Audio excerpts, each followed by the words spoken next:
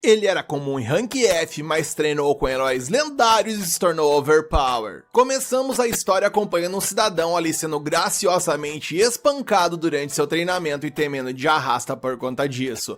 Vemos então que um grupo de observadores está por ali, feliz da vida em ver que ele melhorou ao longo dos últimos anos, e segundo eles, no próximo teste de promoção para o Rank E, o cidadão ali vai tancar de boaça. Algum tempo depois, vemos que os candidatos para o teste de promoção para o Rank E são registrados, e Rick, nosso prota, é um deles, e a recepcionista que se chama Alisa está feliz em vê-lo novamente. Segundo ela, faz 2 anos desde a última vez que se viram, que foi justamente quando Rick, que ainda era um funcionário da guilda, pediu demissão para tentar a sorte como aventureiro. Ela menciona que ficou surpresa ao saber que Rick se tornou aventureiro, e ele não pôde culpá-la, afinal, começar a sua jornada como um aventureiro ali depois dos 30 anos é algo praticamente impensável, visto que normalmente as pessoas começam como aprendizes de Rank F ali na adolescência e se tornam Rank E apenas 2 anos depois. Alisa se pergunta onde ele esteve, então Rick explica que estava nas montanhas treinando com alguns aventureiros. Eis então que um cidadão chega por ali encharcado de cana e convida a Alisa para sair. E bem, nosso prota coloca ele para mimir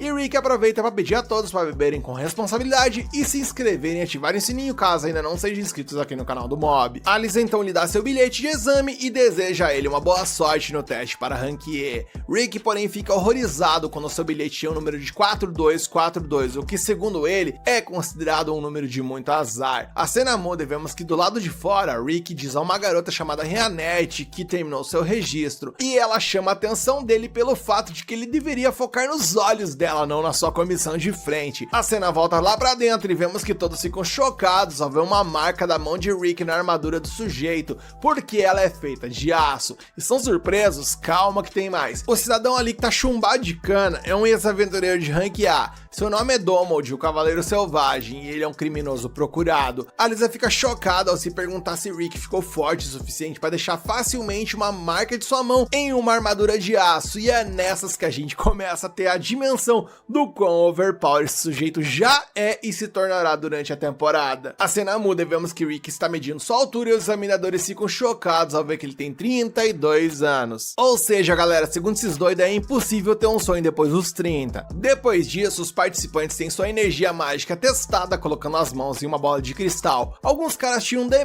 uma garota ali tira um C+, e bem, finalmente chegou a vez do nosso prota, e eu confesso que já tô em êxtase imaginando essa porcaria explodindo por conta de poder. Porém, a luz que ele gera no cristal é tão patética que ele recebe um F- e cacetada que quebra de expectativa. Os outros nunca viram a pontuação tão baixa e começa a debochar do nosso prota. Nisso, Rick sai e os examinadores ficam chocados quando a bola de cristal se quebra, e minha fé no protagonista overpower foi restaurada. A próxima etapa da avaliação faz os participantes atacarem algo para medir sua força e a força que eles podem gerar. O dispositivo pode absorver ataques incrivelmente poderosos, então os participantes são orientados a não se segurarem. Esse dispositivo é como se fosse um saco de slime. Em um flashback, vemos alguém explicando a Rick sobre isso. Nosso prota foi informado de que o corpo humano é a base de um bom lutador, independentemente das armas ou magias que possuam. Rick foi instruído a destruir o saco de slime dourado com suas próprias mãos, porque uma vez que ele pudesse fazer isso, ele teria construído um corpo em que ele poderia confiar. No entanto, esse saco de slime dourado é conhecido por ser tão forte quanto presas de dragão. Rick tinha certeza de que não seria capaz de destruí-lo com suas próprias mãos, mas foi informado de que isso é simples para um aventureiro. Seu instrutor revelou que ele poderia destruir 200 de uma vez e demonstrou um pouquinho de seu poder, e Rick teve que trabalhar pra cacete pra conseguir isso, e pra conseguir tal feito foi necessário acertar 50.000 socos todos os dias no saco de pancadas dourado. Voltamos então para o momento atual, onde um cara impressiona a todos quando ataca um saco usando magia de fortalecimento. Um pequeno garoto ao próximo, e ele declara que chegou a hora de mostrar sua força. Esse garoto é o segundo filho do Duke, e rumores dizem que apesar de ter apenas 11 anos, ele possui magia equivalente a um rank C. Esse prodígio infantil então choca a todos quando prepara seu ataque, e eu já tenho a sensação de que esse cara vai me irritar. Sua preparação é realmente uma exibição grandiosa, mas todos ficam surpresos quando o ataque se revela uma pequena bola de fogo. Vemos que todos ainda estão impressionados com o dano que ela causa e o chamam de gênio. Rick também está impressionado porque o garoto usa uma magia de chamas nível 3 composta pela natureza. Vemos então mais um flashback mostrando o treinamento de Rick, onde vemos uma pequena garota usando um ataque de fogo incrivelmente poderoso contra ele, e eu sei lá. De alguma forma estou realmente gostando desse anime até o momento, e até as pitadas de comédia nele estão me cativando. Ambos os ataques eram ataques de chamas, mas pareciam muito diferentes, então Rick se pergunta se o garoto comprimiu seu ataque para uso interno. Finalmente chega a vez de Rick e o examinador não espera muito dele, afinal, se a magia não foi treinada desde cedo, as chances de crescimento mais tarde na vida são impossíveis. Além disso, os resultados de Rick no teste de magia foram miseráveis, então o examinador recomenda que Rick simplesmente desista agora. Rick concorda com tudo que ele disse, mas não consegue deixar de pensar em seu treinamento. Ele estava exausto de tanto socar aquele saco de pancadas um dia, mas recusou-se a desistir. Nosso prota entende que começou sua jornada muito tarde, mas acredita que sua idade não deve definir o restante de sua vida. Por causa disso, Rick atinge o saco de pancadas e surpreende a todos quando destrói completamente com apenas um soco. Rick provavelmente desconhece a própria força que possui, pois ele se pergunta se a bolsa estava com defeito. Todos olham com terror enquanto se perguntam quem diabos é esse cara. O garoto fica furioso com Rick por roubar a atenção, mas planeja se exibir durante o teste de habilidade defensiva. Momentos depois, vemos que todos estão novamente chocados quando Rick se defende contra a magia composta de nível 4, algo que o garoto nem conseguiu fazer. O examinador fica surpreso ao ver que Rick usou apenas magia de defesa de nível 1 para bloquear o ataque, então decide subir para o próximo nível. Ele usará magia de ataque nível 5, então o examinador sugere a Rick que utilize uma magia superior à defesa de nível 1. Rick, no entanto, surpreende a todos novamente ao revelar que só pode utilizar magia de nível 1 no ataque e na defesa. Mas ele garante ao examinador que ficará bem, então o examinador se ofende, acreditando que Rick está o subestimando. O examinador decide não se segurar e começa sua invocação. Ele libera um ataque de nível 5, chocando a todos com seu imenso poder, e até um cavaleiro se preocupa ao ver toda essa demonstração de poder mesmo à distância. Seu nome é Sylvester, e ele corre para a arena porque não podia acreditar que um ataque tão poderoso como esse seria usado durante um exame.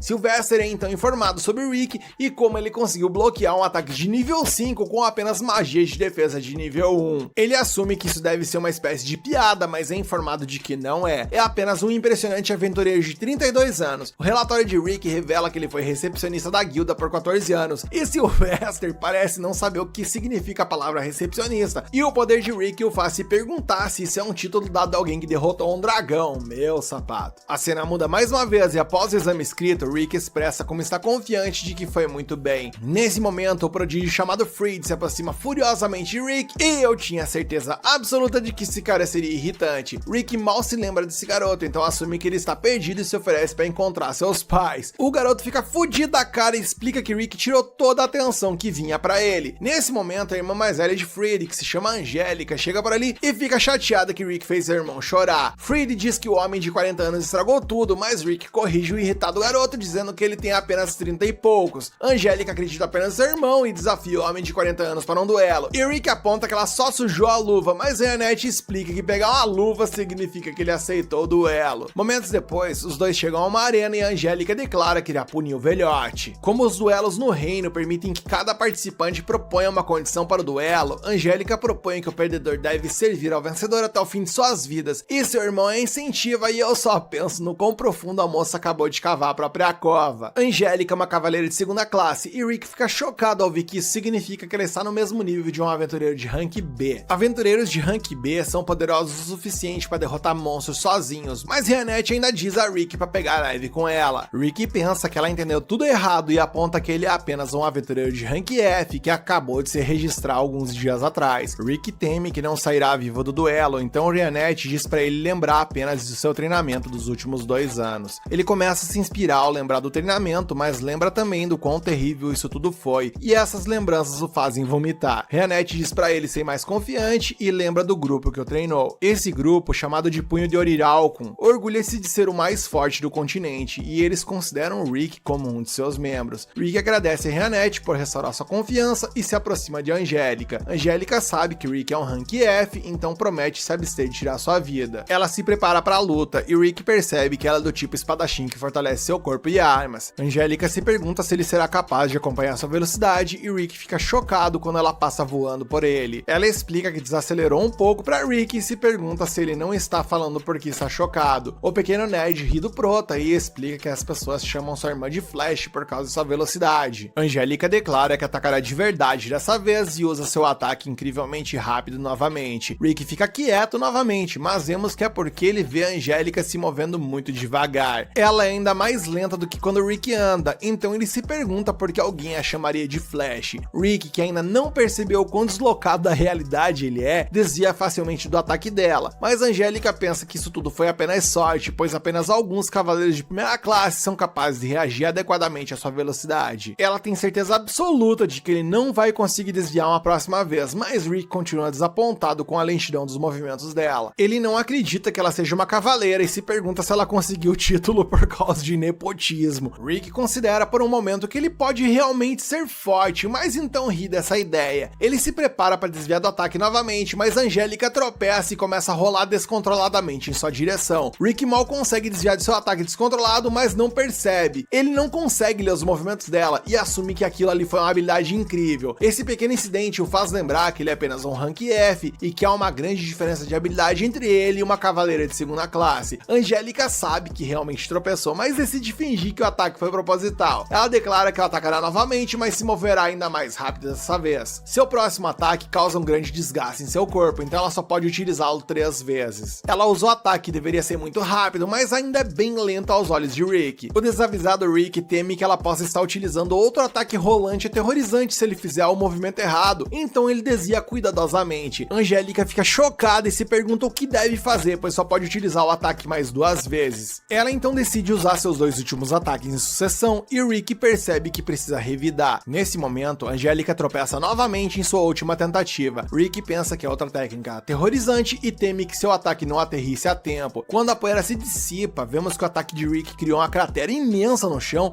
e Angélica fica horrorizada ao perceber que se não tivesse tropeçado, o ataque incrivelmente poderoso de Rick teria atingido ela. Nosso protavoado pensa que ela desviou de propósito e ela se pergunta quem é esse cara. Rick explica que ele é apenas um aventureiro de rank F e costumava ser recepcionista da guilda 2 anos atrás. Rick não tem certeza de que pode fazer muito contra uma cavaleira de segunda classe, mas ele fará o seu melhor durante o duelo e usará isso como uma experiência de aprendizado. Ele se prepara animadamente para continuar a luta, mas fica chocado quando Angélica simplesmente se rende. Frid fica chocado com isso e Angélica diz que deixará ele vencer dessa vez. Ela tenta sair de lá o mais rápido possível, mas Rick a lembra das condições do duelo. Rick diz que na verdade não propôs nada, mas ele tá bem em utilizar as condições dela. Angélica não quer servi-lo pelo resto de sua vida, então perde suas pernas para que exceda os seus limites mais uma vez e foge correndo ali.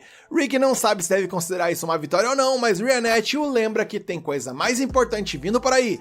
Afinal, é hora dos resultados do teste preliminar. E nesse momento Rick quase vai de arrasta quando ela revela que os outros membros do grupo deles chegarão em breve. Ele se pergunta por que diabos eles estão vindo e ela explica que eles querem ver como o Rick está se saindo. Rick tem um pressentimento muito ruim sobre isso, mas já é tarde demais, pois vemos que os outros estão a caminho. Na manhã seguinte, ele entra no salão principal do exame, onde todos os participantes estão sentados, enquanto um dos atendentes diz que todos têm seus cartões de admissão com eles e que um a um os juízes enviarão um mana para os seus cartões. Se o cartão brilhar vermelho, o participante falhou e precisará tentar novamente no próximo ano, mas se o cartão brilhar em azul, isso significa que o participante passou no exame. Rick está extremamente assustado, sem saber o que vai acontecer, enquanto olha para Rianette buscando algum tipo de conforto. Ela calmamente diz para ele não se preocupar e ter fé em si mesmo, já que ele treinou muito nos 2 últimos anos, e ela pessoalmente acha que isso deve ser suficiente para passar no exame. Isso parece trazer algum alívio para Rick, enquanto ele pensa em como Rianette é bonita, mas ao mesmo tempo ele percebe que deve ser muito velho para ela. Rianette se volta para ele e diz que ele não precisa se preocupar, pois mesmo que ele falhe no exame, sempre pode tentar no próximo ano, mas aí eles terão que aumentar a intensidade de seu treinamento em 3 vezes. Isso obviamente o deixa nervosão, pois ele mal conseguiu sobreviver ao treinamento normal. Porém, antes que ele possa dizer qualquer outra coisa, seu cartão começa a brilhar, piscando em vermelho e azul repetidamente, construindo aquele suspense básico de lei, até que finalmente ele se revela na cor azul, o que significa que ele passou no exame. Ele sai do salão ao lado de Rianette tudo felizão ali, quando de repente sente um cheiro muito forte e cobre o nariz. O cheiro parece vir de um cara bastante extravagante que se aproxima da elfa e pega seu braço. Ele se apresenta como Raster, o Duque do Reino do Norte, e eu já tenho certeza que assim como o Pivete Ranhento do episódio anterior, esse aqui tem tudo pra me gerar muita raiva. Raster nem parece notar Rick por ali e começa a dar em cima de Rianette, dizendo que ela é tão bonita que ele está disposto a tomá-la como sua segunda esposa. Felizmente Rick intervém mais uma vez o que azeda o humor de Raster, que olha pra ele com desprezo e pergunta o que diabos um velho feio quer com ele. Rick diz a ele que Jeanette é sua namorada e ele não pode deixar ninguém dar em cima dela, mas Raster começa a rir e afirma que não consegue entender como um homem de meia idade pode conquistar uma mulher bonita como ela. Ele percebe o cartão do exame de aventureiro na mão de Rick e começa a rir, afirmando que não pode acreditar que alguém possa ser um aventureiro de rank F na idade de Rick, mas Rick retruca, dizendo que Raster também não parece ser muito forte. Raster o chama de pessoa de terceira categoria por não perceber sua grandeza, já que ele se tornou um aventureiro de nível E aos 14 anos e atualmente ele é um aventureiro de rank A, além de ser examinador da segunda fase do exame. Meu sapato, galera, olha o nível dos examinadores. Ele se volta para Jeanette, a convida para um jantar, mas Jeanette fica ao lado de Rick, ao contrário do que ele pensava, e diz a Raster para ir embora, pois o perfume dele é forte demais para o gosto dela. Furioso, Raster se vira, prometendo colocar Rick em seu devido lugar quando chegar a hora. Eis então que a cena corta para o idiotão ali que tá todo nervoso durante seu jantar por conta de Rick, e quem chega a chorar nas pernas dele era óbvio e chega a doer.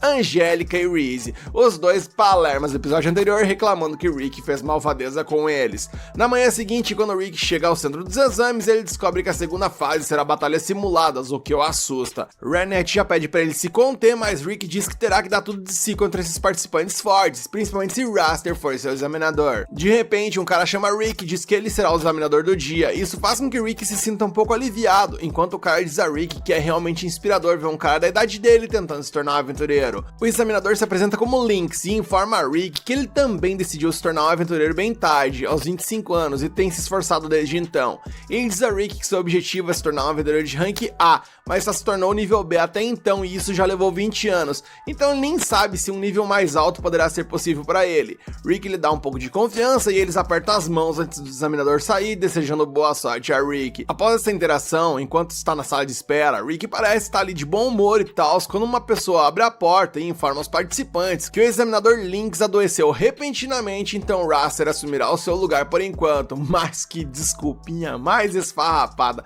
parece palhaçada, gente. Rick, que o que tem de músculo não tem de cérebro, tá ali de boaça, e Jeanette o lembra quem é o cidadão e ele começa a surtar. Ela afirma que Raster é o Duque do Reino do Norte, o que significa que ele deve estar relacionado com a Cavaleira Angélica e o garoto chorão de ontem. Essa notícia é ainda pior, pois ele humilhou ambos. Os outros participantes também parecem preocupados, dizendo que Raster é um dos examinadores mais implacáveis, que adora torturar os participantes que chamam sua atenção, tanto que ele ganhou o apelido de esmagador de nível F. Rick percebe que chamou mais atenção de Raster do que deveria, enquanto no campo, Raster obliterava um participante com seus feitiços, chamando de camponês de baixo escalão e convocando o próximo participante. A alma de Rick está quase escapando pela boca nessa altura do campeonato, andando de um lado para outro na sala, totalmente nervoso, pois Raster definitivamente vai matá-lo, e tudo que ele quer fazer é correr de volta para casa. Mas se ele fizer isso, seus superiores triplicarão seu treinamento, o que também significa a morte. Então isso realmente o coloca em uma situação difícil. Jeanette se senta no chão e diz a Rick que se ele pode perder tanta confiança apenas com pessoas falando, ela espera que ele também seja capaz de ganhar confiança se as pessoas mostrarem a verdade pra ele. Ela diz que ele fez um treinamento suficiente para passar essa fase do exame com facilidade, não importa quem ele enfrente, e que nesse ponto ele não tem nada a perder e tudo a ganhar. Isso realmente coloca as coisas em perspectiva para Rick, que agradece a Jeanette por fazê-lo se sentir muito mais calmo agora. De repente, uma pessoa pequena com um capuz se aproxima e pergunta se Rick gostaria de saber seu futuro. Meu Deus. Rick, sendo o idiota que é, obviamente acaba aceitando a oferta, especialmente porque o cara promete que será de graça. Ele coloca a bola de cristal na mesa e pede a Rick para se sentar, mas Jeanette percebe que na cadeira tem um feitiço. Infelizmente, Rick desaparece antes que ela pudesse fazer algo, o que a deixa furiosa, a ponto de utilizar uma magia tão poderosa que seu corte atravessa a bola de cristal e a parede atrás da pessoa, que se revela ser Freed. Ela percebe que era uma magia de teletransporte e pede a Freed para revelar onde enviou o Rick. E quando o imbecil ali se recusa, ela literalmente usa seu dedo para cortar os cílios dele, ameaçando que da próxima vez serão os olhos. Isso obviamente assusta a Freed, que revela que o teletransporte é uma magia muito complexa até para um gênio como ele, então ele só pode teletransportar alguém por no máximo 100 metros de distância. Então ele deve estar por perto. Acontece que o Rick foi teletransportado para trás do centro de exames, perto de uma praia, mas antes que ele pudesse entender o que estava rolando, rolando, um grupo de pessoas vestidas de preto o cerca completamente. O velho mordomo diz a Rick que eles precisam que ele desapareça por um tempo e se apresentam como os guardas de elite do Reino do Norte. Rick percebe imediatamente que isso aí é um plano de Raster. O mordomo revela que todos eles são equivalentes a aventureiros de rank B e A, então Rick não tem chance contra eles. Porém, adivinha quem aparece por ali? Sim, meus queridos, são os brother nosso pro tá perguntando o que diabo ele tá fazendo por ali. Rick fica com medo enquanto eles descem do penhasco e diz ao mordomo para eles irem embora, pois a vida deles agora está em perigo. Mas o careca ali acaba atacando um dos membros da equipe de Rick, que nem se move, pois a lâmina se quebra no momento em que toca sua pele. O idiota então tenta socá-lo, mas ele simplesmente agarra seu punho e o transforma em guisado. Isso não parece chocar o outro superior que tá olhando por ali, enquanto o careca não sabe o que fazer. Pra sua surpresa, o gigante ele faz um feitiço de cura nele e cura seu braço, lhe pedindo pra praticar mais. O loirinho então com a orelha de elfo, então cola em Rick e pergunta se o que tá rolando ali é aquela parada desgastante que fazem de tentar arrumar treta com alguém por algum pretexto, e Rick confirma. O rapaz então diz que vai resolver tudo de forma pacífica e ele não precisa se preocupar. Eis então que ele sumou no negócio ali que parece um fuzil, o qual ele chama de Super Canhão com Julieta revisada, carregada com pedras mágicas e balas de chumbo. Rapaz, o maluco vai jantar eles na bala. E tudo, exatamente tudo nessa situação parece bizarra, principalmente o fato dos mordomos burrão investirem nele portando armas brancas. Cara, eu tô amando o nonsense desse anime, é sério. De repente, um dos guardas agarra a pequena garota demônio que se chama Alicerete, com uma faca no pescoço e diz aos seus superiores para largarem suas armas. Rick tá totalmente horrorizado e diz a eles para soltarem a garota pelo próprio bem deles, enquanto a Alicerete simplesmente pensa que esses homens ali estão brincando. O cara então acaba batendo na cabeça dela, o que deixa ela furiosa, então ela os explode. O mordomo lentamente percebe quem são essas pessoas, pois reconhece a baixinha como Alicerete, a maga vampira, que é a maga mais forte da Terra. Ele também reconhece o loirinho ali, o nome dele é Ed Wolf, o meio elfo, meio anão, que possui mais de 50 anos e suas técnicas parecem estar um milênio à frente de seu tempo. Ele reconhece também Ash Orc, o mencionando como uma besta sábia, incrivelmente forte e incrivelmente inteligente, detentor de todas as magias de suporte existentes. Ele afirma que essas pessoas pertencem ao grupo mais forte do mundo, com apenas membros de nível S, conhecido como o Punho de Orichalcum. Alicerete então lida com todos eles, explodindo eles aqui e ali, enquanto Rick corre de volta para o salão de exames para encontrar com Ryanette, que coloca Freyd contra a parede. E antes que eles possam conversar, a porta se abre e quem surge por ali é Lynx, que entra esbagaçado e afirma que Raster o forçou a deixar o cargo de examinador e o trancou na sala.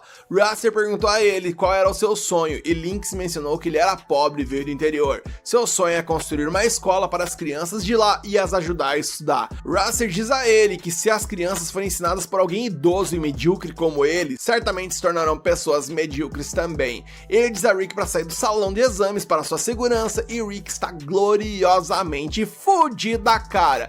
Ele apenas tenta encorajar Lynx a não deixar seus sonhos morrerem e, caras, eu não aceito menos que o Rick arrancar a cara do Raster no tapa durante a batalha. Que ser humano desprezível, gente. A cena então muda a perspectiva e vemos Raster ali criando uma enorme coluna de fogo, pronto para acabar com a jornada de Rick como aventureiro ali mesmo, e Rick indo até ele com a alma pegando fogo de raiva, dizendo que vai fazer aquele imprestável sair voando. Enquanto Raster se divertia atormentando os pobres recrutas no pátio, um dos homens das arquibancadas olhava para baixo rindo da cena. Seu nome é Adolf e ele tem uma habilidade única. Ele tem a capacidade de observar os núcleos das estatísticas de alguém para descobrir como serão suas habilidades. Ele explica que existem basicamente 4 habilidades principais: força física, controle mágico, controle corporal e quantidade de mana. Ele parece estar se divertindo enquanto verifica cada participante que se apresenta diante de Raster, observando suas habilidades para descobrir se vão apanhar muito ou pouco do examinador. Vemos esse momento que um cidadão ali possui estatísticas medianas e ele é imediatamente dizimado pela magia de Raster, enquanto Adolf, obviamente, ri muito. Ele então decide verificar as estatísticas de Raster também e, como esperado, Raster tinha uma quantidade incrível de magia dentro de si, algo que apenas um rank A poderia ter. Ele então comenta que olhar para Raster por um minuto faz seus olhos doerem, pois suas estatísticas fortes sobrecarregam sua visão. De repente, ele nota Rick pronto para enfrentar Raster, mas Adolf nem pensa muito sobre ele, questionando questionando por que um velhote sem graça está tentando se tornar um aventureiro nessa idade. Ele decide verificar essas estatísticas ali de qualquer maneira, e pra surpresa e horror desse cara, ele descobre que o Rick tem as habilidades máximas em todas as categorias, exceto a quantidade de mana. Olhar para os status de Rick por apenas alguns segundos faz seus olhos doerem intensamente, levando a rolar no chão de dor. Do outro lado do estádio, Rianette encontra a Lisa, que também veio assistir ao exame final de Rick e a convida para se sentar com o resto de seu grupo. A princípio, a Lisa fica assustada ao encontrar um orc e um vampiro demônio sentados por ali, mas Rianette diz que não precisa se preocupar com isso e se senta. O orc pergunta a Rianette o que ela acha de Rick naquele momento e, sem hesitar, ela responde que Rick passará facilmente no exame. A Lisa, no entanto, desconhece a força de Rick e afirma que não tem certeza disso, pois Wrestler é um imbecil a ponto de ficar judiando os recrutas mais fracos com sua magia superior. O orc então parecia preocupado, mas ao saber que Wrestler é um aventureiro de classificação A, ele se acalma, afirmando que isso não deve ser um problema para Rick.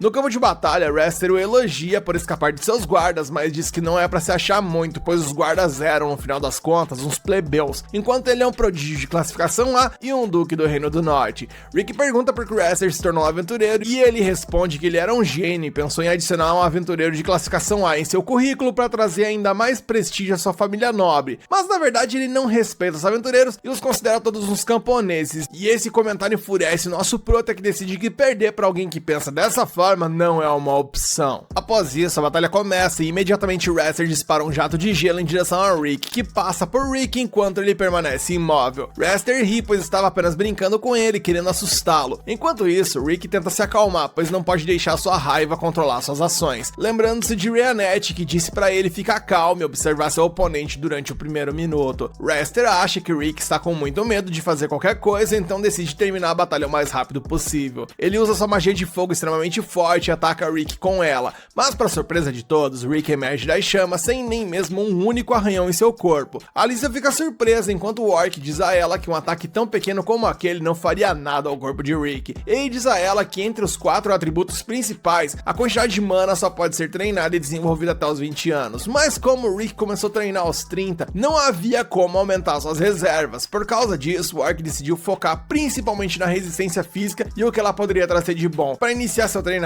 ele fez Rick usar pesos no tornozelo de 100 kg cada e o forçou a correr por uma floresta inteira cheia de cobras demoníacas. De volta à arena, Wrestler ataca Rick com sua magia de vento, enviando ondas de vento cortantes contra ele, mas novamente Rick permanece em pé sem mover um único dedo por ali. Isso deixa Wrestler um pouco irritado e ele usa um feitiço de raios contra ele, mas Rick novamente resiste tranquilamente. Alice está realmente confusa com isso, então Rianette revela que Rick é tão forte quanto um aventureiro de classificação S, mas o problema é que ele mesmo não sabe disso, pois quando o orc treinava com ele, ele mentia pra Rick, dizendo que até um aventureiro de classificação F seria capaz de fazer as coisas que ele estava fazendo, como por exemplo quebrar pedras com um soco, enquanto Rick quebrava as rochas ali como um doido, achando que qualquer fracote conseguiria fazer, o que não era verdade. De volta à arena, Wrestler perde completamente o controle e começa a atacar com várias combinações de magia de terra, raio, água, fogo e vento contra Rick, tudo de uma vez. Dessa vez ele acha que o velho participante definitivamente foi de vala, mas para sua surpresa absoluta, quando a poeira abaixa, Rick mais uma vez emerge partindo a enorme rocha ao meio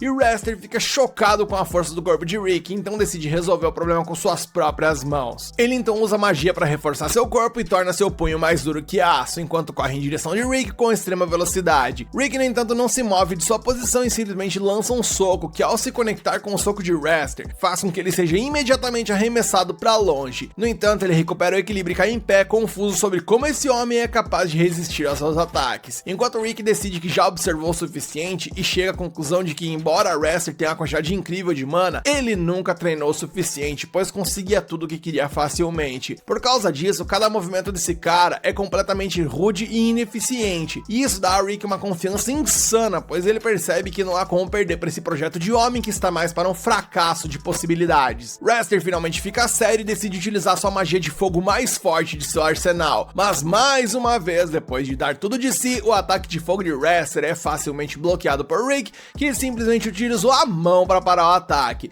Wrestler imediatamente corre em direção a ele para um ataque surpresa, mas Rick não é facilmente enganado e imediatamente contra-ataca. Felizmente, Wrestler conseguiu transformar seu corpo em aço, o que mal o salvou de ser pulverizado. Ele sacode a poeira de seu corpo, mas mesmo depois de tudo isso, ele não tá pronto para reconhecer as habilidades de Rick e chama isso tudo de coincidência. E isso, obviamente, Coringa Rick, que se lembra de todo o treinamento que ele teve que suportar, como sobreviver a um ninho de dragão, correr através de explosões até se afogar em um lago venenoso. Ed Wolf então se lembra de como empurrou Rick de um penhasco e como Aliceret o esmagou sobre uma rocha e como ele foi atingido por troncos caindo enquanto treinava com Rianette. E tudo isso só foi possível de tancar, pois Ash Rourke conhece uma magia especial de cura que pode reviver um homem se ele morrer imediatamente, pois sim, Rick foi de vala várias vezes nesse treinamento todo e foi assim que ele conseguiu superar seus limites. E de volta à arena, Wrestler usa sua magia de terra para prender Rick com raízes, e junto com isso ele começa a entoar um longo feitiço que cria várias raízes ao seu redor que o envolvem completamente. Logo ele se torna parte de um golem de árvore e diz a Rick para rezar, pois não sairá vivo dessa arena. Rick então cria um pequeno tiro de ar, que é uma das magias mais básicas desse mundo, mas ele tá confiante nela porque praticou essa magia mais de 100 milhões de vezes. É treino pra cacete.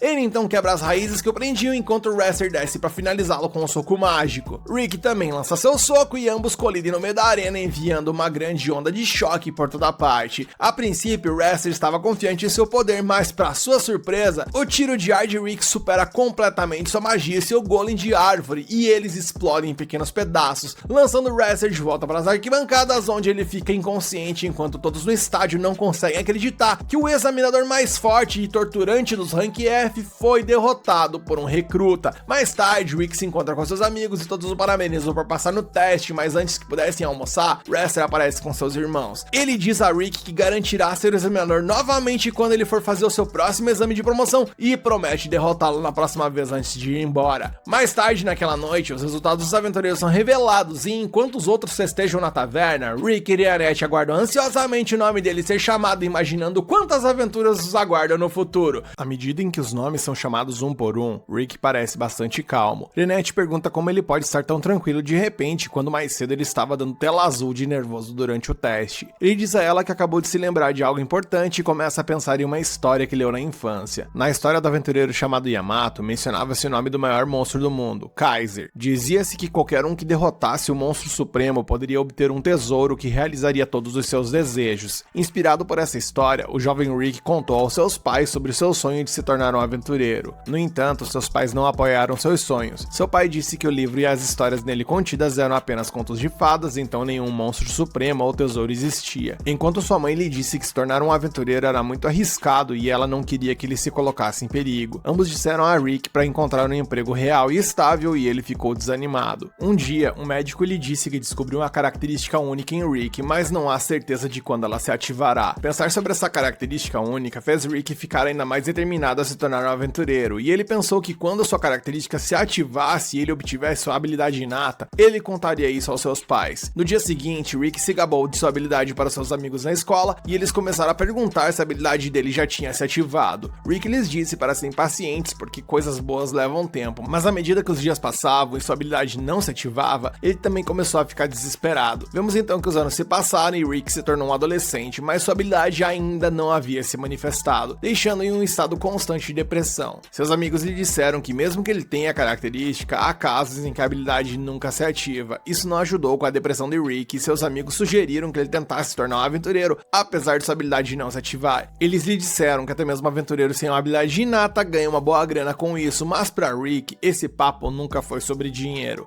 O tempo passou e Rick conseguiu um emprego como recepcionista da guilda, deixando seus pais muito felizes. Ele então começou sua vida como um trabalhador de escritório entediante, lidando com pilhas de documentos todos os dias e ajudando vários aventureiros. No meio de tudo isso, ele continuava tentando manifestar sua habilidade inata de alguma forma, mas tudo foi em vão. Ele continuava se afastando cada vez mais do seu sonho e, consequentemente, perdendo o entusiasmo pela vida. E até um raio de luz surgiu em sua vida quando a bela Alice entrou para a guilda como sua aprendiz, mas enquanto Rick ainda estava sem namorada, seus amigos já começavam até a ter filhos. Então, um dia ele finalmente fechou seu livro favorito que lhe mostrou o sonho de se tornar o maior aventureiro e colocou em uma prateleira para nunca mais abri-lo. Um dia, ele ajudou a novata Alisa com seu trabalho e lhe deu algumas dicas como seu veterano. Ele também a aconselhou a fazer os preparativos necessários para postar algumas missões de emergência, porque a temporada de caça a monstros já estava próxima. Assim que ela saiu, um dos amigos aventureiros de Rick, chamado Zaid, chegou lá de muito bom humor. Ele exibiu sua medalha de Rank B para Rick, dizendo que finalmente foi promovido, e Rick disfarçou seu ciúme e o parabenizou. Porém, nessa noite, Rick, para afogar as mágoas, acabou se afogando na cana e começou a se comparar a Zaid, que havia começado sua jornada de aventuras assim que ele se tornou recepcionista. Ele menciona que nos últimos 14 anos ele estava preso em seu trabalho, fazendo a mesma coisa todos os dias, enquanto outras pessoas viviam a vida que ele desejava. Rick deitou na grama fria e olhou para o céu, pensando que mesmo que não tivesse conseguido o que queria, tinha um emprego estável e sem grandes reclamações sobre a vida. Seus pensamentos imediatamente vagaram para o que teria acontecido se ele tivesse tornado um aventureiro, mas decidiu que não valia a pena pensar nisso. Nesse momento, Rick ouviu algumas pessoas gritando sobre um ataque de monstro e ele correu para ajudá-las porque achava que conhecia bem a situação. Ele foi em direção à zona de perigo, antecipando que seria um monstro de baixo nível, mas para seu espanto, ele encontrou um troll gigante que era um monstro de nível médio. Ele entrou em pânico e então uma empregada de cabelos brancos passou bem na frente dele após fazer as compras de seus mantimentos por ali. Rick se colocou à frente dela para protegê-la do monstro, mas a empregada lhe disse para sair da frente. Ela imediatamente cortou o troll gigante em dezenas de pedaços, e depois disse ao espantado Rick que apreciava seu gesto, mas não precisava de ajuda porque ela era uma aventureira. E foi nesse momento que Rick conheceu Orianette. Ele acompanhou até em casa enquanto a agradecia por salvá-lo. Eles se apresentaram e então Rick perguntou a ela se ela era uma aventureira de rank B, porque ela era realmente forte. Orianette mostrou-lhe a medalha de rank S e Rick ficou boquiaberto porque os aventureiros de rank S eram tão elitizados que seus nomes foram removidos do registro da guilda e o escritório principal tratava as coisas com eles diretamente. Depois de superar sua surpresa, Rick expressou seu desejo de fazer uma pergunta a ela e pediu-lhe para não rir. Orianette disse que não ria desde os 18 anos e disse a Rick para perguntar o que quisesse. Nervosamente, ele contou a ela sobre seu sonho de derrotar Kaiser e sobre sua habilidade inata que ainda não havia se ativado. Ele perguntou a ela se um homem de mais de 30 anos poderia se tornar um aventureiro em sua idade e ela respondeu que quando ele tentou salvá-la mais cedo, ele mostrou que tinha coragem para se tornar um aventureiro. No entanto, como ele já tinha mais de 30 anos, sua capacidade de mana já não tinha mais como se desenvolver e ela disse a Rick que somente por essa razão ele provavelmente nunca conseguiria ser um aventureiro. Rick sentiu o último vínculo que tinha com o seu sonho de infância se desfazer, mas agiu como se estivesse aliviado por finalmente poder desistir de seu sonho após obter a opinião de um especialista ali, um rank S. Ele tentou mudar de assunto, brincando que deveriam jantar juntos e tal, e para sua total surpresa, ela concordou e até sugeriu que pudessem ir jantar no dia seguinte. E por causa disso, Rick estava de ótimo humor no dia seguinte e à noite foi alegremente até o encontro de Orianette. No entanto, um grupo de pessoas veio correndo daquela direção, gritando sobre um ataque de monstro e Rick ficou desanimado. Ele então correu para o local e descobriu que Orianette já tinha tudo sob controle. Nesse momento, mais monstros se aproximaram da floresta e Orianette diz a Rick para se esconder e se proteger. Ela então tirou as lâminas do tamanho de agulhas ali das alças de sua coxa e apenas com essas pequenas lâminas ela conseguiu cortar os monstros gigantes na frente dela com inúmera facilidade. Rick ficou perplexo ao ver suas habilidades, mas assim que ela terminou de lidar com os monstros, ela sentiu uma mana familiar que a lembrou da época em que sua vila foi completamente aniquilada por um monstro. A mana causou o surgimento de uma espécie de transtorno de estresse pós-traumático nela, e ela gritou de dor ficando paralisada. Rick correu para ajudá-la e então de repente um monstro gigante apareceu. Ele estava prestes a atacar Rick e Orianette, mas então Zaid chegou por lá e os salvou.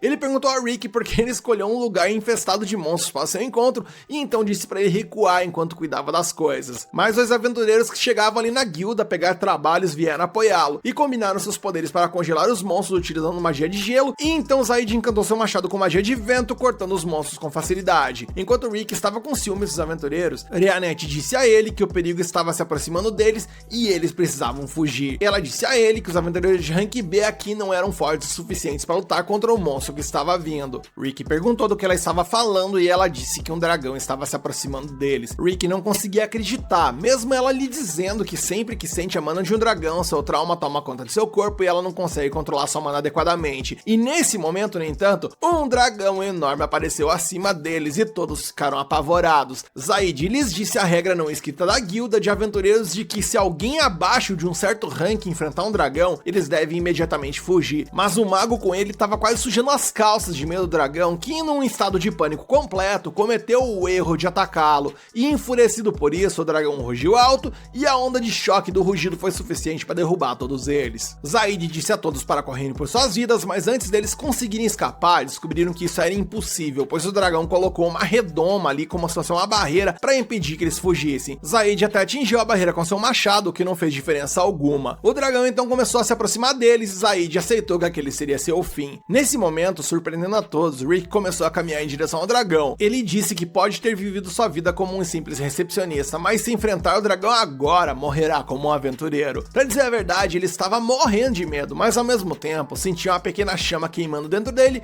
o impulsionando pra frente. Naquele momento, Rick sentiu que essa era a vida que ele sempre quis pra si. Ele então pegou uma pedra e lançou no dragão, e embora não tenha afetado o dragão em nada, começou a motivar Zaid e os outros dois aventureiros. Eles então atacaram o dragão também, mas seus ataques eram fracos demais pra fazer qualquer coisa contra ele. O dragão cuspiu fogo neles, e embora Zaid usasse a habilidade de defesa corpo de ferro, todos foram derrubados. Rianete se sente péssima por ser incapaz de lutar quando de repente Rick se levantou dos escombros e caminhou em direção ao dragão, falando sobre seus sonhos. O dragão o esmagou com a pata, mas em vez disso matar Rick, esse dano apenas desbloqueou a habilidade inata do nosso brabíssimo protagonista. E quando Rick ouviu a voz do universo dizendo que ele havia obtido uma habilidade, ele se levantou de repente, levantando a pata do dragão apenas com uma mão. Rianete podia ver a mana transbordando de seu corpo, e ela estava tão confusa quanto o resto dos que ali estavam. No entanto, Rick estava cheio de confiança e desafiou o dragão, declarando que ele seria o desafiante perfeito para testar o desbloqueio de sua habilidade inata. O dragão então cuspiu fogo nele, e Rick facilmente bloqueou com a barreira. O dragão intensificou suas chamas, mas mesmo elas não foram capazes de arranhar a barreira de Rick. Rick decide que agora era a sua vez de brincar, e então lançou sua mana contra o dragão com tanta intensidade que deixou um buraco onde estava a cabeça do dragão. O monstro então caiu no chão e todos assistiram chocados enquanto Rick estava lá heroicamente. No entanto, ele imediatamente desmaiou por causa do estresse, e quando acordou depois de uma semana, tudo o que ele sentia era dor e apenas isso. Felizmente, Rianete estava ao seu lado para informá-la sobre o que aconteceu. Ela lhe disse que ele estava adormecido por uma semana e ela esperava ao seu lado o tempo todo para recrutá-lo para o seu grupo, o Punho de Orichalcum. Ela lhe disse que o Monstro Supremo Kaiser existe e seu grupo tem como objetivo derrotá-lo um dia. Por causa da determinação de Rick em nunca desistir e se levantar diante do perigo, ela acreditava que ele ainda poderia se desenvolver e ficar mais forte, e com isso lutar ao lado deles. Ela disse a ele que com isso ele ainda poderia se tornar um aventureiro, e Rick ficou abalado com as palavras, porque foi a primeira vez que alguém disse isso a ele. Ele derramou lágrimas ao perceber que finalmente poderia seguir seu sonho, e assim que seu flashback terminou, seu nome foi chamado no alto-falante, revelando que ele havia passado no exame. Enquanto caminhavam de volta, Rianete parabenizou Rick, que não conseguia parar de olhar para a medalha de aventureiro de rank E em sua mão, porque agora ele havia alcançado a primeira parte de seu sonho de infância ao se tornar um aventureiro. Algum tempo depois, o examinador Lynx se prepara para encontrar o Punho de Orichalcum após receber um mapa de sua localização. E para entender melhor o que está rolando, recebemos então um flashback. Alguns dias antes, Lynx estava se recuperando da sova que ele levou de Raster. Ao receber uma visita de Rick, ele pergunta se após receber a alta eles poderiam tomar aquele goró de lei que eles tinham combinado, e Rick mencionou que adoraria isso. Porém, quando o examinador menciona que gostaria de conhecer o grupo de Rick, bem, nosso prota simplesmente surtou e, como conselho, disse apenas para que ele usasse seu melhor traje caso quisesse cometer esse tipo de loucura. Voltando ao momento presente, vemos que ele, guiado por um mapa e muita vontade, chegou ao distrito de Arcus, número 13, Castelo Eyhale, e esse pode até parecer, sei lá, o Castelo do Rei Demônio, mas ele na real é apenas o local onde fica o grupo do Punho de Orichalcum. Ao se aproximar, ele se sente intimidado pelo enorme portão de entrada, demorando um pouco para notar que é uma portinha bem menor ali que dá acesso ao interior do castelo. Ao tocar a campainha para chamar os moradores, o grande portão se abre e Rick recebe o visitante. Dentro da imponente muralha, o local era maravilhoso e transmitia uma sensação única de paz. Não é de se admirar, já que nenhum monstro se atreve a se aproximar do domínio do Punho de Orichalcum, né? E ao ouvir isso de Rick, Lynx questiona por que ele foi pedido para usar tanta armadura se não há ameaças por perto. E bem, nosso prota explica que é para evitar que seu amigo acabe em um caixão. Logo que eles adentram a casa, eles são recebidos então por Rianete, e Lynx se sente honrado pela presença da elfa. Atrás de Rianete, uma garotinha acena para Rick, deixando Lynx intrigado com a presença de uma criança em um ambiente tão peculiar. No entanto, ele adoraria que suas filhas crescessem tão saudáveis e felizes quanto essa menina parece ser. Dito isso, a criança lança um feitiço de 6º nível no visitante, simplesmente dizendo a palavra Kabum, e Rick tem que salvar a vida do homem no último momento. Obviamente, o aventureiro repreende a Lycerete, algo que segundo ele já fez milhares de vezes pelo mesmo motivo, ou seja, lançar feitiços dentro do castelo. A vampira reclama que Rick não brinca mais com ela como se fosse culpa dele. Mantendo a compostura, Rianete ameaça cortar parte da alimentação dela para pagar os reparos da casa, o que leva a menina a se jogar aos pés da elfa implorando por misericórdia. Rick então suspira e pede ao visitante um momento ali para dar atenção à criança carinhosamente apelidada de Alice pelos moradores. Rick sabe que a pequena travessa causará problemas novamente se for deixada sozinha. Enquanto isso, Rianete faz Lynx se sentir em casa casa e a primeira coisa que ele faz é observar a vista de uma das janelas, certo de que levaria dias para explorar toda essa área. Além disso, ele pode ver a oficina de Mizet dentro de seu campo de visão. Curioso, ele desce até o elfo anão e se apresenta, perguntando sobre o tipo de artesanato que ele está trabalhando. Mizet explica que é um canhão de chamas número 6 e deixa o visitante utilizar o equipamento contra o espantalho no quintal. Segundo o elfo anão, tudo que ele precisa fazer é focar sua magia na arma e puxar o gatilho, e ao fazer isso, Lynx cai para trás devido ao recuo do lançador de mísseis e cria uma cratera enorme onde o projétil acertou. E assustado com o poder da arma, ele afirma que a produção em massa desse armamento mudaria para sempre o conceito de guerra mundialmente. Ora, se ele não é um visionário. Então a cena muda pra mansão e enquanto ele anda cautelosamente, depois de quase ir de arrasta por conta do lança-mísseis, ele se questiona sobre as peculiaridades do lugar e quando ele achou que nada mais poderia surpreendê-lo, eis que ele simplesmente vê um orc sentado lendo um livro. Sem tirar os olhos do livro que está lendo, o orc o convida para entrar caso deseje. Constrangido, Lynx pede desculpas pelo incômodo e se aproxima do orc, impressionado com sua quantidade de livros por ali. Segundo o monstro, aqueles são seus aposentos e a biblioteca privada dele, porque ele se sente melhor quando está cercado por livros. Apesar de ter lido quase todos eles ultimamente, ele diz que tem se focado muito no treinamento de Rick, o que tira um pouco do seu tempo de leitura e tal. E sabendo que o orc foi responsável pelo treinamento do nosso prota, Lynx humildemente pede para que ele lhe ensine algo também. O orc então se levanta e elogia o olhar determinado dele, mencionando que a luz em seus olhos é semelhante à de Rick. A cena muda e vemos então Rick procurando por seu amigo por toda parte, até que Mizet informa que o cara entrou na floresta com Ash Hork há algum tempo, e Rick obviamente entrou em pânico, pois ele sabe o que isso pode representar. E bem, na mudança de cena podemos ver que as preocupações de Rick tinham um fundamento, pois a visão que temos é simplesmente do Lynx sendo jogado de um penhasco amarrado a 2 bolas de aço insanamente pesadas, e Lynx, provavelmente aceitando seu destino, se despede de suas 2 filhas, Latina e Lilia. No entanto, sua queda é amortecida quando ele pousa em uma criatura peluda. Confuso, ele olha para baixo e vê Arianette levantando um javali gigante que serviria como ingrediente principal do jantar. Depois de ser salvo pela elfa, o examinador agradece pela ajuda, enquanto ela imediatamente adivinha que os pesos dos pés do humano foram colocados por Brogstone, ou Ash Hork, se vocês preferirem. Segundo Lynx, seu mestre ordenou que ele descesse correndo no penhasco. Imperturbável, Arianette comenta que ele é quem mais mata Rick nos treinos e Lynx finge que não ouviu essa parte. Atrás dele, Ash Hork aparece para continuar o treinamento e arrasta o homem para a floresta. E depois de voltar dos exercícios, Lynx está feliz por ainda estar vivo, assim como o Rick fazia, que não teve a chance de dizer ao homem que treinar com ele é um grande problema para os desprevenidos. Ele também diz ao convidado que certas coisas que os 3 membros Orichalcum dizem devem ser completamente ignoradas, como quando o orc afirma que vai pegar leve no treino, quando Alice promete que não fará algo novamente e quando Mizet garante que levará algo a sério. E falando neles, os 3 estavam plantados na frente do humano reclamando sobre seu exagero. No entanto, Rick se mantém firme e mantém sua postura tentando manter seu convidado vivo. Mizet afirma que o erro de Rick foi precisamente convidar esse cara para um tour pela mansão, deixando Lynx ainda mais aterrorizado. Mais tarde, Arianette serve um chá para os 2 humanos e informa que o jantar estará pronto em breve. E notando uma vibração entre Rick e a elfa, Lynx pergunta ao amigo o que está acontecendo entre eles quando ela sai.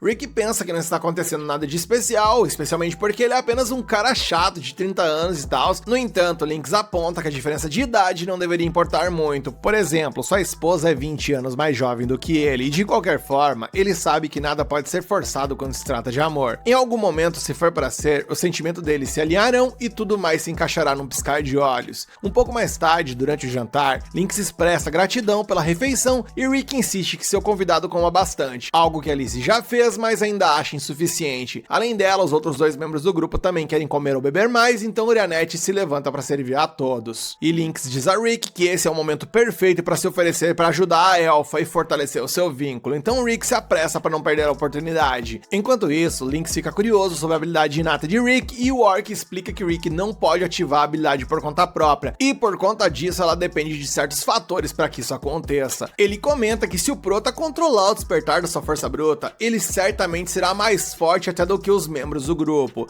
Depois que Rick retorna, o orc aproveita a oportunidade para perguntar ao convidado que trabalha no centro se ele já ouviu falar das 6 gemas da lenda de Yamato, porque o objetivo de seu grupo é derrotar o Kaiser Alsapier, e essas 6 gemas são as pedras mágicas que abrem o portal para a espiral da origem onde Kaiser dorme. No entanto, essas pedras só são ativadas a cada 200 anos, e como eles estão próximos a essa parte do ciclo, Mizet deduz que elas já estão liberando uma quantidade enorme de magia. Dito isso, os membros do grupo querem saber qualquer informação adicional sobre isso. Link diz que não sabe, mas promete verificar o departamento confidencial para ver se encontra algo sobre isso. Depois disso, Rick sussurra ao amigo que não encontrou nenhum momento certo para ajudar seu interesse amoroso, porque a mulher é simplesmente perfeita em tudo que faz e não precisava de ajuda pra nada, ou seja, deu ruim pro prota. A cena então muda e na Guilda dos Aventureiros, uma mulher reclama que está limpando o chão, quando na real deveria estar continuando sua carreira de jovem aventureira. E em meio a essas reclamações e devaneios, ela vê o grupo de Rick tentando aceitar uma missão, mas eles estão com problemas, pois precisam de mais um membro do grupo para ter o número mínimo exigido pela guilda. Nisso, o mestre da guilda então recomenda que eles levem a Rei Lucas, uma jovem garota que quer explorar o mundo como aventureira. Porém, ao ver os membros do grupo, ela não demonstra muito interesse para andar ao lado de, segundo ela, um orc falante, uma criança e um velho sem graça. No entanto, ela entende que qualquer coisa é melhor do que varrer o chão, então ela aceita o desafio e se junta ao grupo. No caminho, Rei pergunta a Rick o que eles estão fazendo e ele explica que estão procurando uma pedra mágica extremamente valiosa e tem o poder de atrair monstros. Transbordando a autoconfiança, Rei afirma que pode lidar com qualquer monstro atraído pela pedra, porque ela pode ser um rank F agora, mas logo ela estará no rank A. A propósito, ela pergunta o rank do nosso prota e quando ele diz que ele é rank E, ela deduz que o Rick é um velho que começou tarde, então deve ser ridiculamente fraco. Conforme a jornada segue, Alice e o orc encontram a pedra mágica atrás das colinas. A cena então muda e agora na mansão, Mizit utiliza uma gambiarra ali que ele inventou para soprar vento na saia da Reinette e ao tentar levantá-la, a elfa rapidamente dá a volta e pergunta a ele o que ele está fazendo. Ele explica que aquela rebimboca da parafuseta ali se chama Tempestuoso e bem, a função dele é criar vento. Reinette responde que o bagulho ali parece ser interessante e na sequência o fatia como se não fosse nada. A cena então volta para o grupo que está atrás da pedra mágica e vemos então que o grupo encontrou um Wyvern e Rei entra em pânico. Sem perder a compostura, o orc se aproxima lentamente do dragão e o soca para longe. E Alzak do multiverso então reclama que a morte do Wyvern atrairá vários outros monstros para a região. Então o orc se cansa das reclamações dela e diz a Rick para tirar ela dali e deixar eles trabalharem. Rick então tira ela do lugar enquanto ela tá simplesmente dando tela azul de tão surtada que está. E no meio de toda essa reclamação sem fim, simplesmente um Wyvern esbagaçado aterrissa por ali. E bem, não apenas ele, porque o orc e a Alice começaram a fazer os bichos sair voando na porrada por ali. E enquanto o Rei se questiona se isso pode piorar, eis que um Wyvern vermelho pousa por ali e ela, sentada praticamente se borrando, diz a Rick que eles precisam fugir, pois para tancar aquela criatura, só sendo um rank A ou superior. E Rick apenas a aconselha a correr o mais rápido que puder, indo de encontro com o Wyvern porque ele quer testar um negócio. Ela implora para ele não ir, pois aventureiros de rank E ou F não tem como tancar essa luta. E Rick, bem, ele menciona que ela é livre para fugir. E isso de alguma forma mexe com os brios Alzak e ela diz que ainda que seja temporário, eles são companheiros de equipe e assim como seu ídolo Yamato, ela também não abandonará os seus companheiros. Rick, ao ouvir isso, aceita a proposta dela e pede para a garota fornecer suporte. Com isso, ela prepara um feitiço composto de primeira natureza, mas Rick salta à frente dela e esmaga a cabeça da fera com uma mão. E isso foi muito anticlimático e o Rei com o quão chocada a guria ficou. A cena então muda mais uma vez e vemos que no outro dia, Rei retorna ao seu trabalho na guilda, porém ela está agindo de forma estranha por causa de tudo que testemunhou no dia anterior e o mestre da guilda entende o porquê. Afinal, o punho de Orichalcum é conhecido por trazer problemas onde quer que eles vão, considerando que eles são o grupo mais poderoso e turbulento do continente. E por essa razão, o mestre acredita que agora ela deve se concentrar mais nas atividades que se alinham às suas limitações. Porém, Rei na real está motivada a alcançar o nível desses aventureiros e fazer coisas incríveis assim como eles fazem. A cena então muda mais uma vez e vemos que o grupo contempla uma das 6 joias que eles encontraram, que se chama Flor Carmesim. Eles mencionaram que ela estava alojada no fundo do ninho dos Wyverns. Essa pedra servirá de guia para os nossos heróis, pois ao usarem a ressonância magnética dessa pedra, eles poderão encontrar as outras joias também. E com isso em mente, Mizit então utiliza sua habilidade de mapeamento terrestre, abrindo um mapa que aponta para Eractópia, um país conhecido por seu coliseu, onde as artes de combate fazem a fama dessa nação. E com um pequeno vislumbre do que está por vir, vemos alguém lutando ali de costas, espancando um cara, e essa garota se assemelha a Angélica, a guria que tratou com o nosso prota lá no início do anime. Há 400 anos, esse lugar era um pequeno país composto principalmente por desertos. O quarto rei, Alexandre Eractópia, descobriu um assentamento chamado Nacoperse e construiu o coliseu ali. Ele organizava competições de combate combate onde o próprio rei Alexandre lutava desarmado, tornando-se um campeão invicto em 10.000 lutas. À medida que sua fama se espalhou pelo continente, lutadores de todos os cantos desafiavam o rei para testar sua invencibilidade, enquanto Heractópia prosperava como um reino de imenso prestígio e vigor diante dessas demonstrações de força, e Nacopércie, onde a arena estava localizada, tornou-se a capital desse reinado. E ao lado do punho de Orichalcum, Rick está diante da enorme estátua do homem conhecido como Alexandre, o rei dos punhos.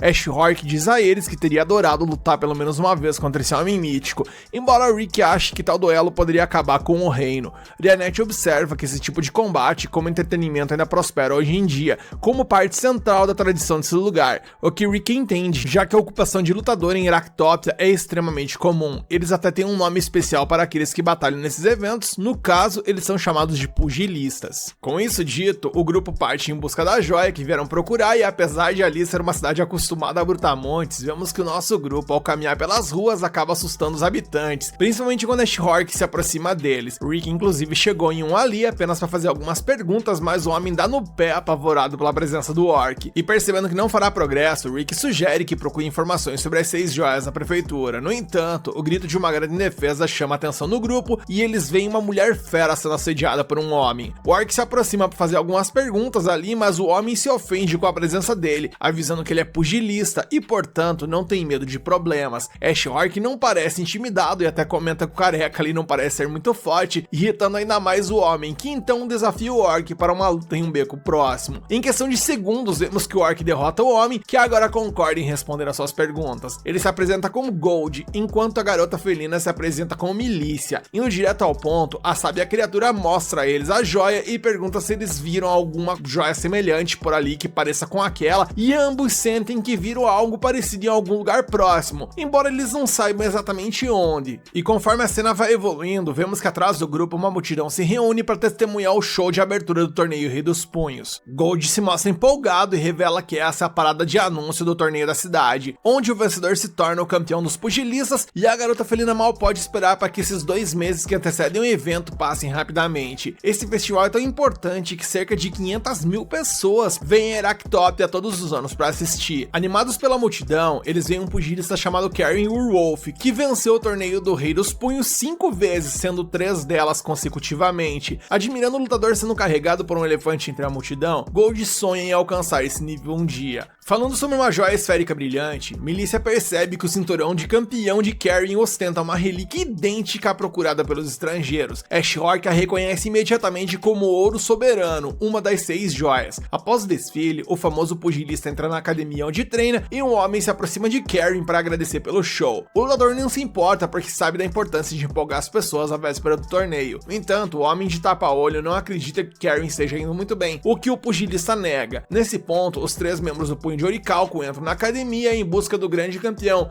e até o temido lutador de Heractópia sente um arrepio a se deparar com o enorme orc. Rick estava tentando ser discreto por ali, pois inevitavelmente teria que abordar um assunto delicado, mas esse não era o estilo de Ashhork, que também sabe que não é o estilo do pugilista de ficar enrolando. Assim, o orc vai direto ao ponto e revela que a joia no cinturão de Karen pertencia a um membro do grupo dele há muito tempo. Se o campeão entregasse a relíquia, o orc garante devolver uma joia de valor equivalente. O homem de tapa-olho se ofende com a postura do visitante e chama alguém para expulsar o grupo, mas o pugilista põe panos quentes e diz ao chefe ali para que se acalme, dizendo que consegue sentir o cheiro de um mentiroso, o que não é o caso desses 3 estranhos. No entanto, ele se recusa a entregar a joia porque esse cinturão é especial para o povo de Heractópia e faz parte do orgulho desse país. Em outras palavras, a única maneira de ter acesso ao cinturão é vencendo o torneio Rei dos Punhos. Ashhork entende as circunstâncias e pede desculpas pelo inconveniente, enquanto Rick questiona se eles vão simplesmente deixar isso por isso mesmo, seguindo o líder do punho de Orichalcum para fora da academia. O homem de tapa-olho acha que eles deveriam dar uma lição a esses estrangeiros presunçosos, mas Karen tem certeza de que os dois estariam mortos se as coisas tivessem chegado a um confronto contra eles. Afinal, o pugilista notou a presença intimidadora de Rianete e tem certeza de que ela possui habilidades surpreendentes. Quanto ao Rick, apesar dele parecer normal, ele parece ter treinado seu corpo a um nível extraordinário e tem uma aura difícil de compreender.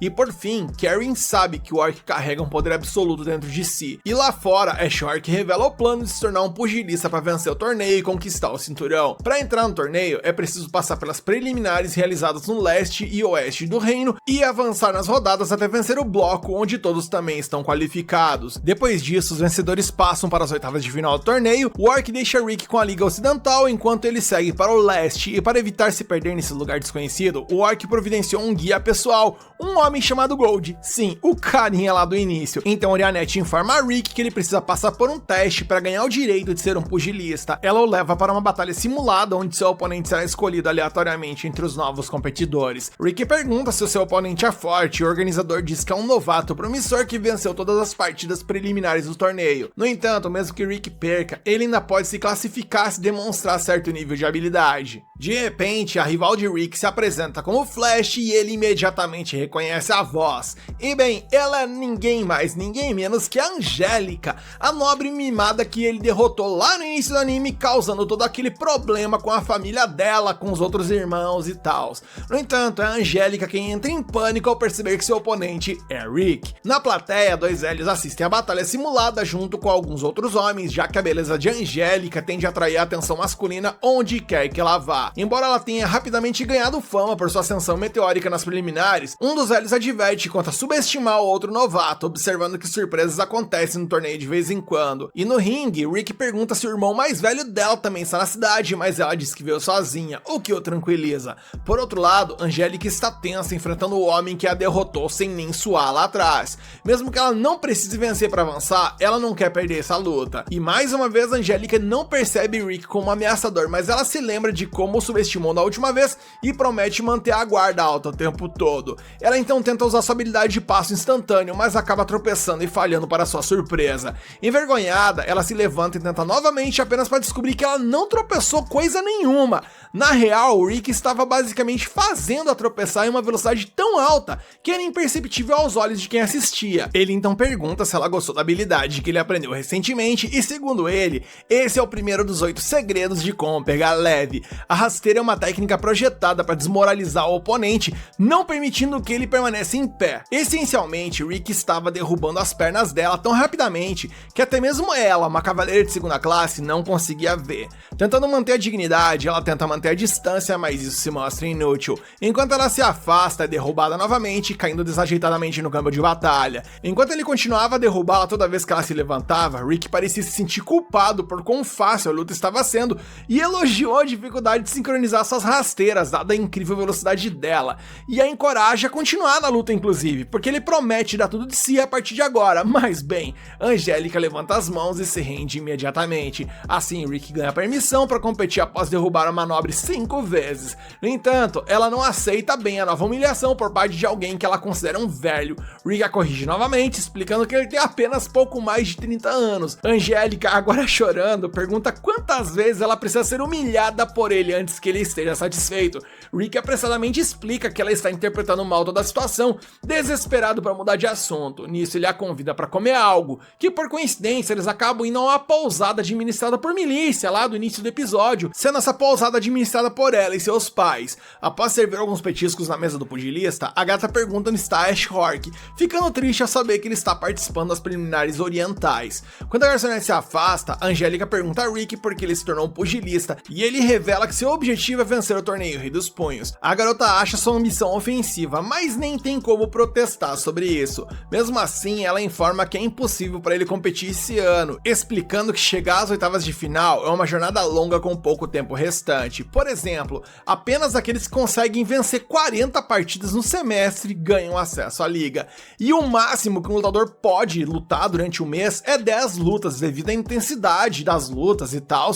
E com apenas uma semana antes do início do torneio, ela considera impossível para Rick conseguir atingir esse número de lutas. Porém, apesar de toda a explicação da moça, a Orianette diz que marcou as 40 lutas de Rick em um período de 4 dias, deixando-a sem palavras. Mais tarde, Rick vai para sua luta de estreia nas preliminares e descobre que seu oponente será Great Albert. O organizador, preocupado, explica que esse competidor é conhecido por quebrar as regras do torneio usando armas, embora nenhuma verificação corporal tenha confirmado isso. A cena evolui e vemos que Rick já está na arena contra o cidadão, mas o homem parece estar desarmado. Em sua mente, Albert vê Rick como um velho que deu tudo de si para se tornar um pugilista nessa idade, e ele pretende esmagá-lo para que valha a pena. Para conseguir isso, Albert utilizará uma pedra de impacto em seu sapato, aumentando sua força de impacto em até 30 vezes. E bem, Quando a luta começa, Albert joga seu casaco sobre o rosto de Rick para tapar sua visão e o soca com toda a força no peito. E após um impacto insano, ele acredita que destruiu seu rival. Mas gente,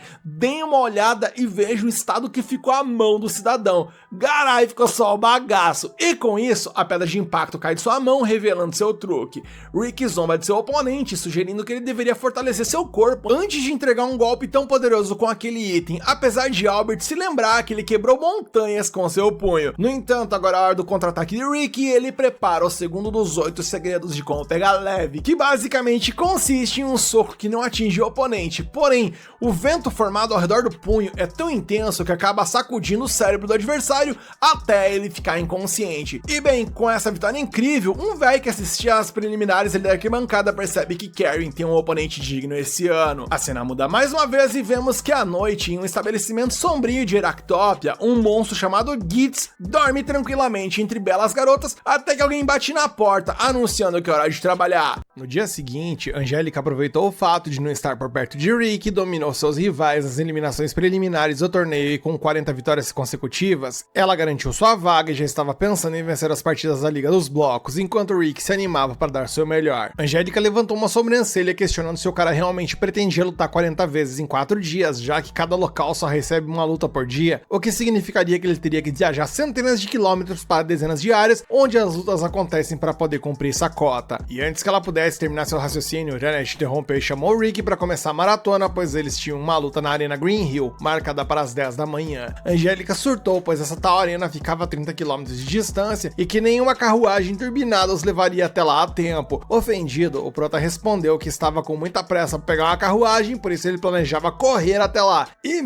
haja pulmão para essa travessia, hein? Ele então saiu em alta velocidade, mostrando a Angélica que era correr de verdade. Enquanto ela lutava para aceitar que o cara desafiava todas as leis da física, Renette perguntou se a Angélica estava interessada em assistir a luta de Rick. Angélica disse que adoraria ver, mas não fazia ideia de como chegaria lá a tempo. Então a elfa se ofereceu para levá-la de uma maneira que a garota humana jamais esperaria, pulando entre os telhados da cidade a uma velocidade surreal enquanto a carregava nos braços. Ao chegar na Arena Green Hill, Rick ficou surpreso ao ver a Angélica desmaiada na área dos bastidores. Apesar de estar lá, a garota não conseguiu ver a luta, até porque quase infartou durante o processo de deslocamento. Em todo caso, Rick se sentiu um pouco aliviado por não ter uma plateia, especialmente porque ele cometeu um erro grave ao usar o terceiro de seus 8 segredos de pegar leve, percebendo naquele momento que esse movimento precisa de alguns ajustes. Atrás dele, Renette o lembrou que era a hora da próxima luta e ele rapidamente partiu para seu novo desafio. Angélica implorou para ficar na Green Hill, mas a elfa ignorou seus pedidos e a carregou a garota em seus braços. Na Arena Kolak, um membro humano do punho de Orichalco tentou calibrar suas habilidades para evitar transformar seus oponentes em guisado, enquanto ainda segurava suas vitórias. Ao chegar na Arena de Stuttgart, Rick circulou seu oponente e derrotou com um pequeno tornado criado por seu movimento. Quando chegou à Arena Litrina, vemos que mais uma vítima havia caído diante de nosso prota. E vencendo luta aqui e acolá, depois de tanta correria pelo Coliseu, Angélica mal podia acreditar que o cara realmente conseguiu conquistar 40 vitórias em 4 dias para passar pelas preliminares. Sentada com a garota em um belo cenário que lembrava Veneza, a Renette informou que era a hora da Liga de Blocos, e a Angélica agradeceu aos céus por não estar no mesmo bloco de Rick.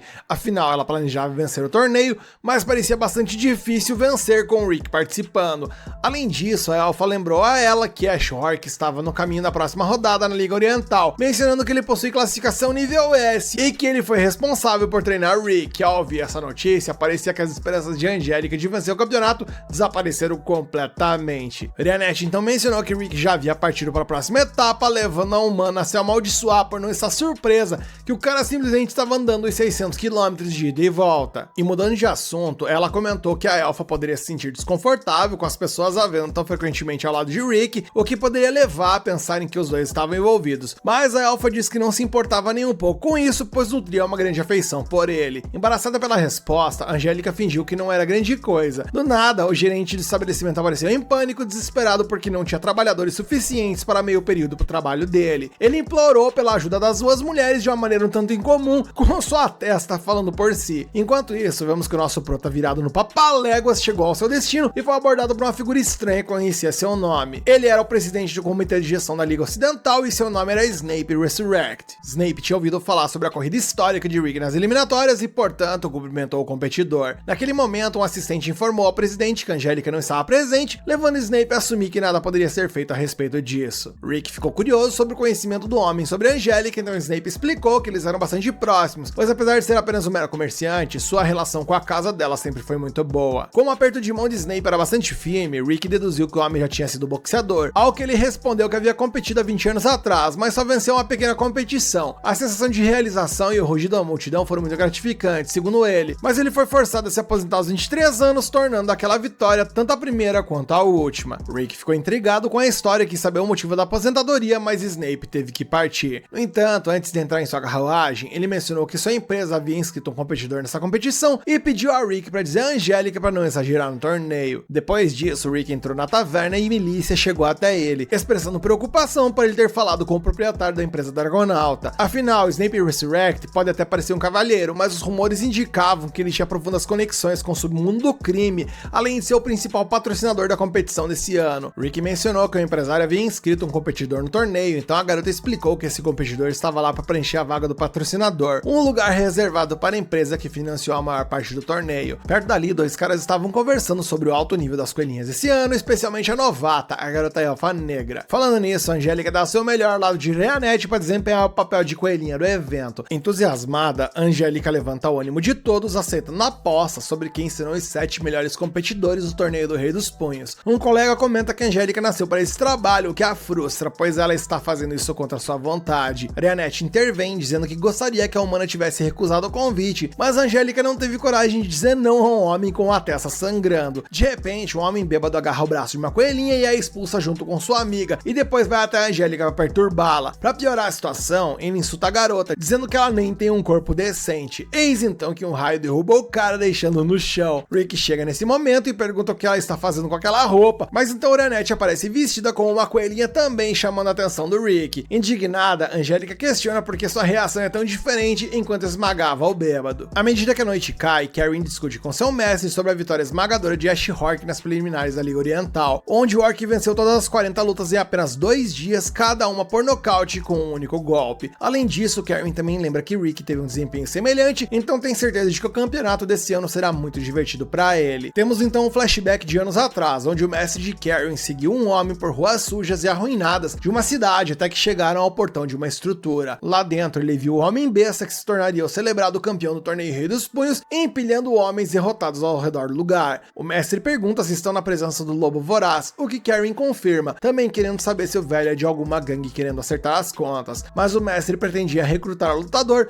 convidando para Eractópia, onde ele encontraria riqueza e glória. Diante de uma oferta tão irresistível, Karen fez uma expressão que seu mestre não via há muito tempo, uma que foi finalmente repetida quando o Homem Besta descobriu que tinha 2 rivais dignos da competição. No dia seguinte, Rick e Reanette tentam consolar a Angélica após sua participação como coelhinha, mas nada que eles dizem parece mudar o humor furioso dela. O Prota então menciona que falou com Snape Resurrect ontem, mas a Angélica finge que não sabe quem é. Mais tarde, o grupo segue para o local onde começa a próxima fase, onde apenas um participante de cada bloco se qualifica para o torneio final. Na primeira luta do bloco A, Ellen Thompson enfrenta a Angélica. Ela começa a luta com seu movimento característico, aquele passe instantâneo, mas sua forte oponente parece ter reflexos afiados e bloqueia o ataque. Na multidão, Rick comenta que a Angélica parece tensa e Reanette concorda. Mesmo assim, com um grande esforço, Angélica consegue derrubar a adversária e avança para a próxima fase. Quando chega a vez de Rick, ele usa o terceiro passo dos 8 segredos para pegar leve. À medida que as horas passam, Rick e a Angélica continuam avançando, mantendo a mesma intensidade até chegarem às rodadas seguintes. Agora, restando apenas 4 lutas, nenhum dos dois pode se dar ao luxo de perder se quiserem chegar às eliminatórias. Angélica não diminui o ritmo e cerca o adversário com sua velocidade conhecida, combinando sua parede de água com flecha de trovão para vencer suas lutas, mas esse adversário em específico escapa ileso da tática. Surpreendentemente, o grandão acompanha a velocidade da menina e a acerta com um soco poderoso, encerrando a luta. Após a derrota, Angélica é tratada na enfermaria. Esperando pela garota fora da sala, Rick menciona que a força defensiva de seu oponente era imensa, mas mesmo assim, ela insistiu em uma estratégia que claramente a desgastou. Angélica pede a paciência e sai pela cidade até que Rick a convence a conversar calmamente. Ela então confessa que Snape Resurrect é seu noivo porque foi ele quem a ajudou quando seus pais morreram em um acidente cerca de 1 ano atrás. Os filhos assumiram a gestão das terras e da família, mas a inexperiência deles levou levou a casa a sérios problemas financeiros. Foi aí então que o avô mesquinho da família entrou em cena e fez um acordo com Snape, e ansioso por forjar laços com a nobreza, Snape ofereceu uma quantia enorme de dinheiro em troca do casamento com Angélica. E Rick, que parece ter uma lesma no lugar do cérebro, finalmente percebe que a garota está noiva do Homem-Lagarto e fica louco com isso, enquanto ela acrescenta que investigou o cara enquanto tentava anular o seu noivado com ele e descobriu que ele se tornaria o principal patrocinador do evento. E ela estava prestes a terminar seu raciocínio, mas uma confusão em um bar chamou sua atenção. Lá dentro, Taylor Bridges, que foi o adversário da Angélica, tenta ajudar uma garota sendo atacada por um Homem-Lagarto, mas ele é derrubado com apenas um golpe. Depois disso, o lagarto vira sua fúria contra a garota, exigindo algo em troca por ter derramado sua cerveja. Angélica intervém contra o lagarto, embora tema sua força, mas assim que a criatura está prestes a socar a humana, Rick protege sua companheira. Nesse momento, Snape aparece e pede a Git, seu competidor, para se segurar até o torneio, o que o pugilista faz ao fugir do bar. Rick pergunta quem era aquele e Snape revela que é a Git Resurrect, seu irmão mais novo, um brutamontes que perde a cabeça por qualquer coisa. E como ninguém suporta esse cara, ele se tornou super arrogante. Dito isso, ele mostra que está feliz que a Angélica esteja segura, pois o bem-estar de sua futura esposa é o seu tesouro mais precioso. E quando o empresário pai de Rick questiona a conexão entre ele e o fato de ser o principal patrocinador do evento. E a Angélica explica que o dinheiro trocado pelo noivado era tanto que, após verificar os bens da empresa Dragonauta, ela descobriu que eles não têm quase nada disponível e esse torneio é a chance de Snape recuperar sua fortuna. Em outras palavras, o evento já está manipulado, então o lagarto está usando a vaga do patrocinador para manipular o resultado. Por isso a Angélica está se envolvendo, pois ela quer vencer o torneio e arruinar a empresa de seu noivo. O problema é que para fazer isso, ela vai precisar derrotar o Git, o que parece impossível. E diante do improvável do impossível, Rick se oferece para treinar a Angélica e ela, bem, não sabe se isso é uma sentença de morte ou o quê. No dia seguinte, a dupla não perde tempo e começa a trabalhar, mesmo que a tarefa se mostre muito mais difícil do que a garota inicialmente imaginava. Angélica, com pesos presos em todo seu corpo, cada um pesando 30 quilos, é advertida a nunca desativar suas habilidades de fortalecimento corporal se não quiser ir de arrasta. Ela exige uma explicação melhor para essa loucura, mas Rick a ignora e sai correndo com uma corda amarrada ao redor da cintura de ambos. Ele explica que ao puxá-la, está forçando a correr mais rápido e com mais força. No meio disso tudo, ele começa a corrigir seus primeiros movimentos falhos, ensinando que, embora ela tenha aceleração, sua passada não é estável o suficiente. E com os cabelos todos desgrenhados ali, ela implora a Rick para parar de correr, e ele brinca dizendo que é a primeira vez que a Angélica o chama pelo nome. Sem energia para comentar sobre isso, a Angélica implora para ele parar, mas ele insiste que é crucial ultrapassar os limites que achamos que temos, garantindo a ela que não se preocupe, pois restam apenas 6 horas até o fim do treino de hoje. Eis então que horas depois, ela já está na lona totalmente esbagaçada e Rick comenta que ela está indo muito bem, demonstrando ser incrível o aprendizado de uma cavaleira de segunda classe, enquanto Angélica apenas agradece a Deus por ela ter suas pernas. Rick lembra que quase perdeu a consciência quando passou por esse treinamento com Orianette, mencionando que ele morreu 3 vezes apenas no primeiro dia. E ao ouvir isso, Angélica declara orgulhosamente que sobreviveu ao seu primeiro dia sem morrer, mas Rick ri, lembrando de que o primeiro dia ainda não acabou e que é apenas a hora do almoço. Temos então um salto temporal e vamos ao 5º dia de treinamento, onde ela estava aproveitando seu almoço em uma tarde quente e ensolarada, convencida de que não seria capaz de manter esse ritmo até o fim. Pelo menos ela estava em um lugar isolado, saboreando sua refeição, onde ninguém poderia incomodá-la, nem mesmo o Rick. Mas assim que pensa nisso, o Prota aparece na janela, tendo procurado por todo o reino por ela, e frustrada, Angélica reclama que faz menos de 15 minutos desde que tentou se esconder. Rick aproveita para tomar um chá, enquanto Angélica pergunta quando ele vai parar de beber e começar a repreendê-la por ter fugido. Mas Rick a surpreende, explicando que entende o desejo dela de fugir. Na verdade, ele mesmo fugiu dezenas de vezes durante os seus 2 anos de treinamento exaustivo, morrendo milhares de vezes no processo. Em uma dessas lembranças, Shark percebe que seu pupilo morreu e pega emprestado um pouco da mana de Aliceret para trazer o humano de volta à vida. E diante de um Rick confuso após morrer novamente, o Orc explica que a maga vampira lhe concedeu o poder de reviver Rick mais 2.000 vezes, então é hora de continuar no mesmo ritmo, e com essa memória em mente, Rick diz a Angélica que se acostumou a morrer. Ela fica surpresa por ele ter suportado isso por 2 anos, e a pura verdade é que ele tentou desistir muitas vezes, mas Brolston sempre dizia a coisa certa, instigando-o a pesar a dor do seu sofrimento atual contra a dor do arrependimento por desistir de seus sonhos. E caras, que ensinamento de valor encontramos nesse anime, hein? Com essas palavras, Rick diz que visualizou tudo isso bem fundo em seu coração, e a Angélica deduz que ele escolheu suportar o sofrimento atual, o que é verdade, enquanto Rick conclui que mesmo que ele tivesse desistido, seu mestre lhe garantiu que o veria partir com um sorriso. Rick diz que tudo visto dessa perspectiva se tornou muito mais fácil de suportar o treinamento, e as palavras de Rick foram tão sinceras e verdadeiras que ajudaram a Angélica a preferir aceitar o sofrimento atual, sentindo que nessa perspectiva para ela também se torna mais fácil de suportar. Angélica então confessa que odeia os costumes da nobreza,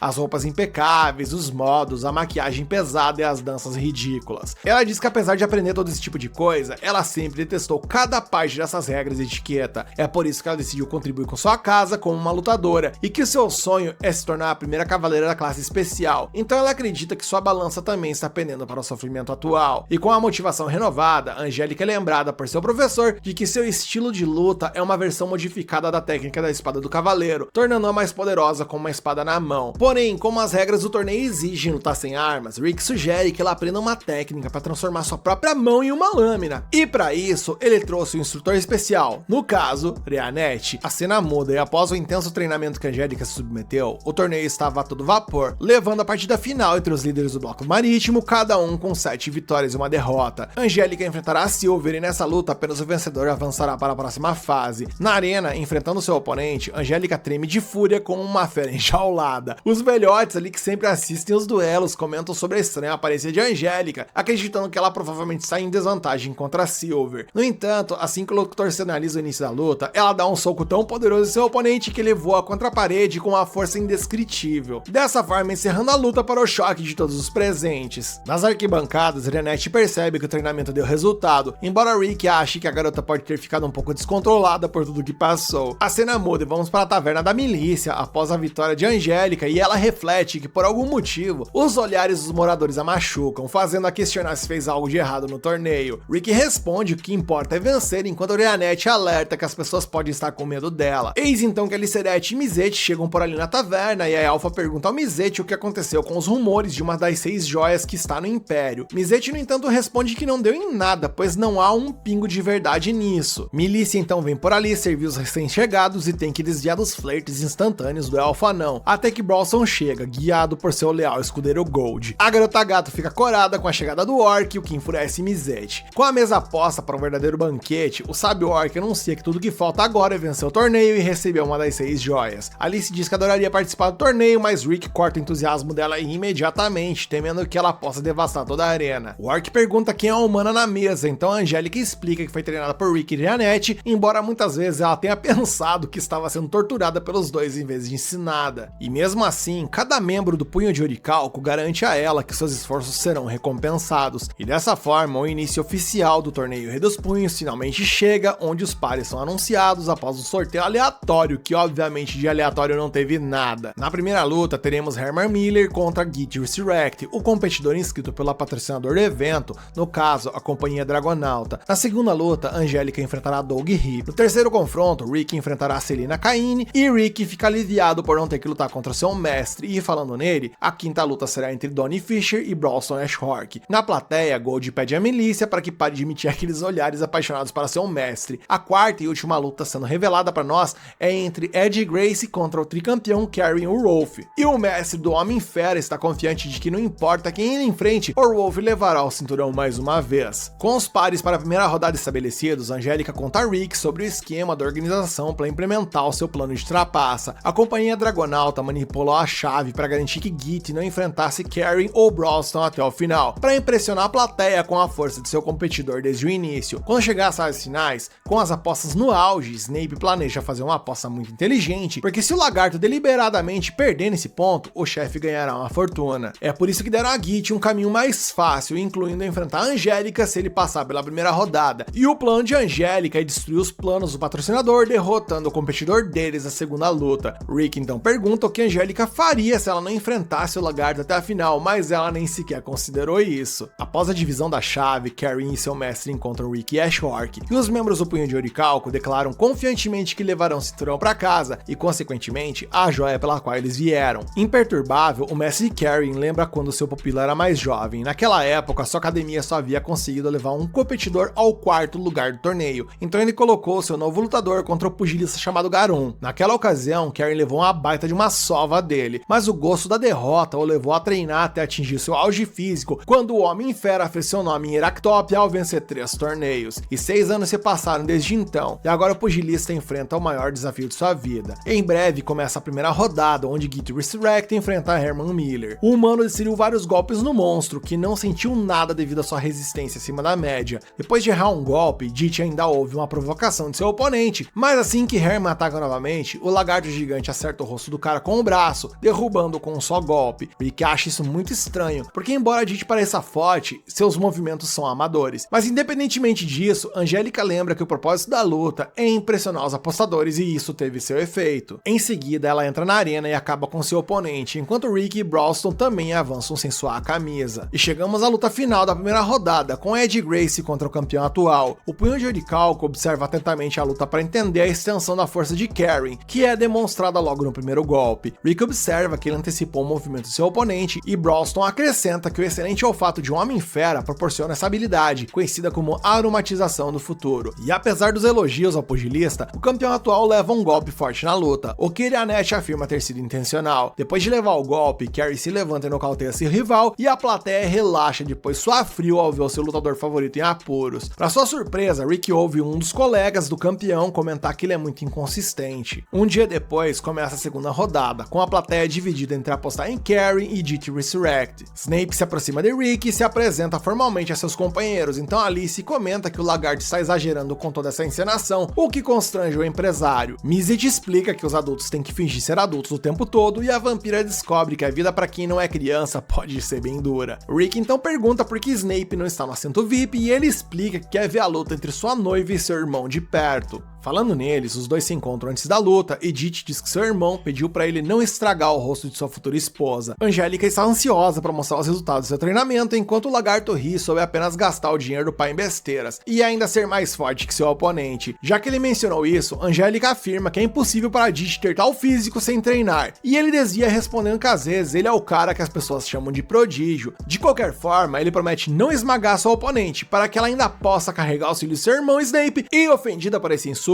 Angélica jura que irá esmagá-lo. Nisso, o confronto entre os dois começa e a Angélica inicia com um chute voador no torso de Git, mas ele não sente o impacto. Pelo menos ao contrário de Herman, a cavaleira tem a velocidade necessária para evitar os golpes, já que suspeitava que seus ataques físicos não funcionariam contra ele. Então ela cancela sua magia de fortalecimento, deixando todo o público perplexo. Depois disso, ela usa o reflexo reverso do fluxo mágico e avança com um passe instantâneo, finalizando com uma nova técnica que ela aprendeu, o corte de linha, onde sua mão simula uma espada e corta o abdômen de Git. Rick comemora o êxito de sua aluna, enquanto Irianete explica que essa é uma das técnicas secretas para o controle do corpo. Quando ela demonstrou essa técnica em uma pedra durante o treinamento, a elfa fez a humana acreditar que jamais conseguiria alcançar algo assim. Mas, ao mesmo tempo, o desejo de aprender de Angélica era tão forte que ela decidiu deixar de lado suas inseguranças e se dedicar às instruções, determinada a dominar o movimento correto. Além disso, ela ainda inventou seu próprio método baseado no ensinamento, combinando o fluxo da magia com reflexão reversa.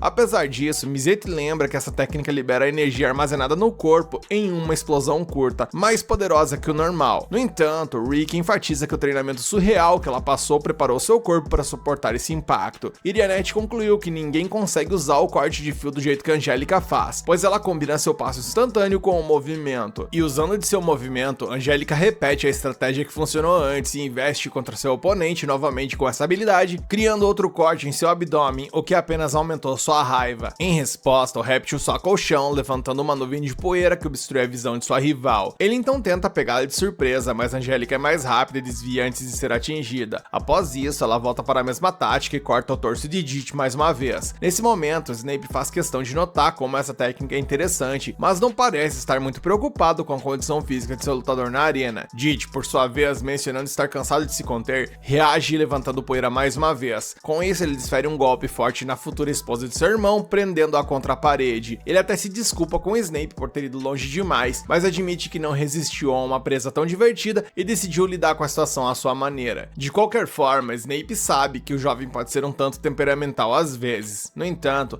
Angélica retorna após o forte impacto e garante que o golpe que sofreu não foi nada significativo. E para provar que ela ainda está na luta, ela retoma sua estratégia de usar o corte de fio, mas dessa vez Git a atinge com sua cauda sem esforço. Angélica ainda insiste mais uma vez na técnica, então Git perde a paciência e revela que aprendeu a replicar o passe instantâneo de sua rival depois de vê-la fazer isso tantas tantas vezes. E vendo seu oponente correndo ao seu lado na mesma velocidade, Angélica mal pode acreditar no que está acontecendo, mas não há tempo para refletir sobre a situação, pois Dit mudou completamente para a ofensiva e desferiu outro golpe, jogando-a contra a parede com grande força. Além disso, o monstro a provoca, comentando que não há nada melhor do que esmagar um pedaço de lixo medíocre e humilhá-lo o máximo que puder. Rick começa a se preocupar com sua aluna, enquanto Snape comenta que a força de seu irmão é realmente extraordinária. Ele menciona que sabe disso desde que conheceu Dit, quando ele ainda era um boxeador famoso. Naquela época, o mais novo tinha sido adotado aos 8 anos e já estava treinando com seu irmão mais velho em sessões de luta 1 contra 1. E na primeira luta, Dit acertou Snape com tanta força que o pobre homem mal conseguiu ficar em pé, o que o levou à sua aposentadoria. Afinal, Dit era um prodígio perfeito, nascido com todos os talentos necessários para o combate. Falando nisso, o monstro retoma suas provocações à humana na arena, dizendo que todos os seus anos de treinamento acabaram sendo inúteis e que ela deve odiar os seus pais por não terem passado nenhum talento para ela. Aproveitando o fato de que ele mencionou os pais da garota, ele relembra que ambos já são falecidos e conclui dizendo que pais lixo produzem filhos lixo. Caramba, que cara podre. Snape comenta com Rick que a Angélica provavelmente está suspeitando que as lutas são manipuladas, mas ele vê que não há necessidade de tais truques mesquinhos. Na realidade, o que o empresário fez foi apostar uma grande soma em seu irmão, pois ele é um lutador desconhecido em quem ninguém mais apostou. Em outras palavras, esse é o truque onde Snape obterá um grande lucro por ser praticamente o único a apostar em Dit. Paralelo a isso, Dit derrota a mulher na arena e a multidão começa a reprovar as cenas que se desenrolam na luta. Rick imagina que a Angélica está no seu limite, mas ela não tem intenção de desistir. Pelo contrário, mesmo sem conseguir ficar em pé, ela garante a todos que não vai perder. E nesse momento, a motivação de Dit se torna esmagar o espírito de luta de seu oponente e saboreá-lo. Então ele levanta a garota pelo cabelo e pretende mostrar a todos que nem mesmo os boxeadores mais dedicados podem derrotar um prodígio. Ao mesmo tempo, Angélica luta consigo mesma para manter sua esperança, pois seu equilíbrio mental ainda está inclinado para o sacrifício necessário, e com isso em mente, ela tenta atacar o inimigo, mas ela está tão fraca que só consegue levantar o punho sem nem sequer tocá-lo. Em resposta, Dit arremessa contra a parede e pela primeira vez revela suas garras com a intenção de matar sua adversária. Rick se levanta e grita que a luta já acabou, mas esse desgraçado investe contra ela com toda a sua fúria e quando está prestes a acertar a Angélica com suas garras, um objeto é jogado contra seu braço, desviando sua mira. Enquanto o locutor declara o fim da luta, Dit olha para o sapato jogado em seu braço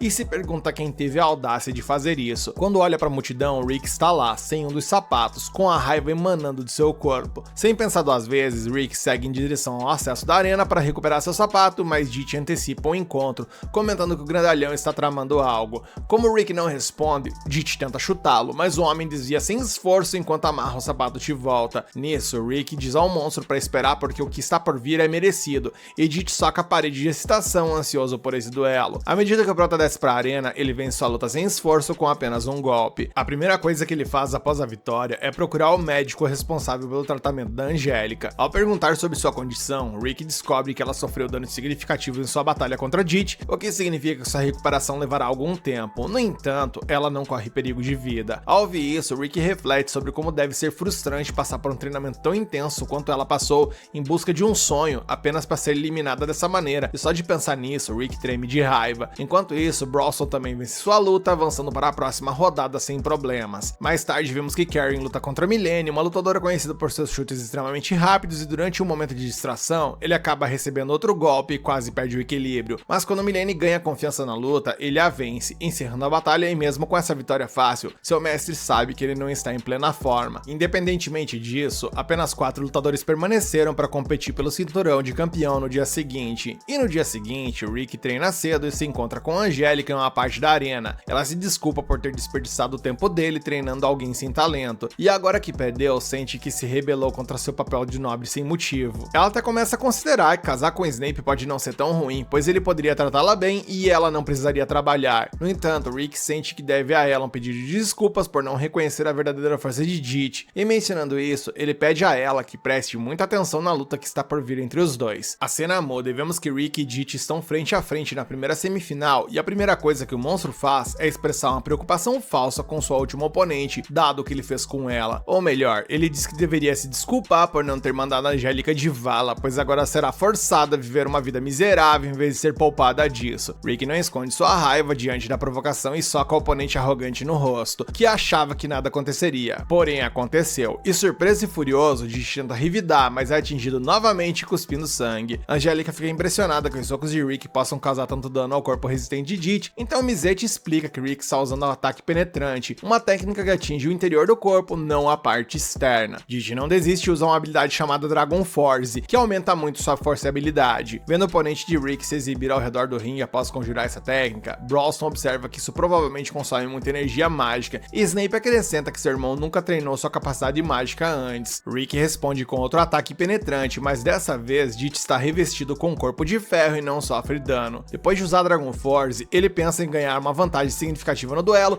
e então começa a desferir uma série de golpes no nosso prota. Snape comenta com Brawlston que o resultado dessa luta já era bastante óbvio, mas o Orc discorda, porque para Rick, a forma como vemos a luta não faz diferença. O que importa é a forma como Angélica a vê. Enquanto isso, Didi fica sem fôlego de tanto bater no seu oponente, mas Rick não derramou uma gota de sangue, pois ele ativou a habilidade de golpe fluido, uma técnica de controle corporal que dispersa os ataques recebidos pelo corpo, e por conta disso, o prota mal sofreu danos. Didi acusa seu rival de estar se contendo de propósito, e Rick admite que restringiu suas habilidades físicas para igualar ao nível de Angélica e lutar pensando nisso, como se a Angélica mesma estivesse ali e essa fosse uma espécie de revanche virtual. Brawlston acrescenta que vencer essa luta não é a única coisa que importa para Rick, ele também quer mostrar para Angélica qual era o seu potencial. Rick tenta avisar a Didi para conter toda a sua raiva, pois chegará um ponto em que ele sofrerá por se esforçar demais, mas Didi não tem intenção de perder essa luta, então ele reativa seu corpo de ferro e acrescenta um soco forte junto com um passo instantâneo, e transformando-se em uma verdadeira máquina de guerra, ele lança um ataque decisivo contra seu inimigo, mas a força de Rick é tão impressionante que ele destrói todas as habilidades do draconiano com apenas mais um ataque penetrante. Além disso, Didi estava exausto e dessa forma acabou ficando vulnerável. Rick aponta que seu oponente nunca se esforçou até o ponto de exaustão, então não sabe como lidar com a fadiga, e na sua opinião, a força que uma pessoa ganha após atingir a exaustão é o seu verdadeiro poder. Cansado da palestrinha, Didi retoma seu ataque, mas Rick agora está totalmente na vantagem no combate. Além disso, ele joga na cara de Didi que ele depende inteiramente de seu talento nato, mas que no frigir dos ovos ele é apenas um prodígio de nível 1, enquanto os verdadeiros prodígios usam sua força inata para desenvolver em níveis massivos por meio de muito trabalho, mencionando que ele, por exemplo, conhece alguns prodígios que alcançam o nível 1000, oponentes que poderiam derrotar Didi com apenas um golpe. Furioso com esse discurso, Didi recorre à magia de fortalecimento inata mais poderosa dos draconianos, o Dragon Recording. Com ela, os ataques de Rick não têm mais efeito, e ele percebe que Angélica realmente não teria sido capaz de vencer Didi nesse nível. Mesmo assim, ele enfatiza que isso não significa que ela não deva treinar intensamente, e pouco a pouco ele vai subindo seu nível,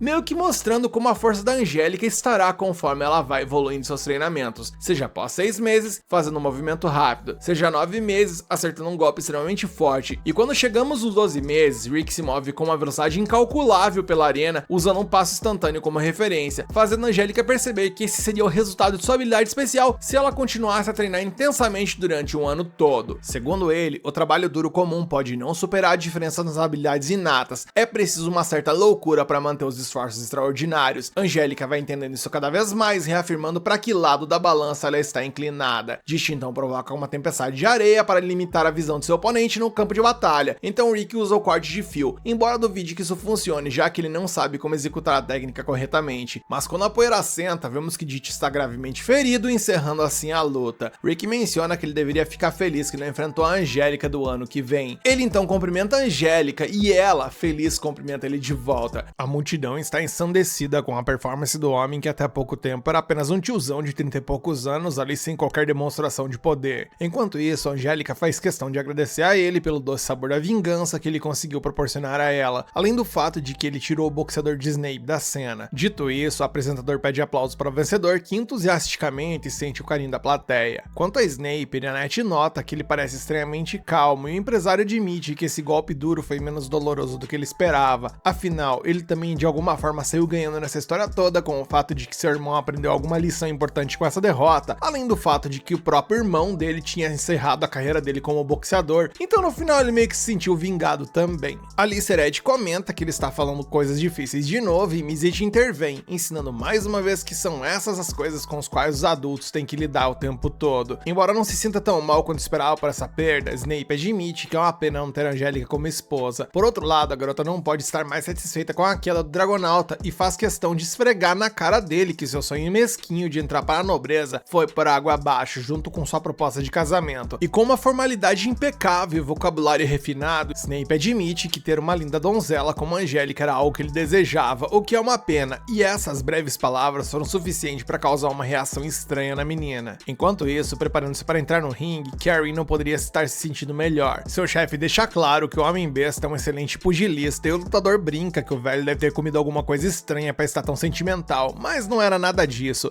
O humano apenas quer que seu protegido dê seu melhor, o que Karen pretende fazer agora que o apresentador o chama para a luta. Com isso, é anunciada a segunda luta das semifinais, onde o Orc, que nocauteou todos os seus oponentes com um único soco, enfrentará Karen, o tricampeão e favorito do público. Angélica se surpreende com a quantidade de aplausos que o Homem-Besta recebe, mas Rick não esperava nada menos do maior campeão de todos. Embora confiante, Karen não é tolo e sabe que está enfrentando um adversário único. Estudando o gigante Orc, o faminto pugilista não vê uma figura humanoide, mas sim uma parede intransponível à sua frente.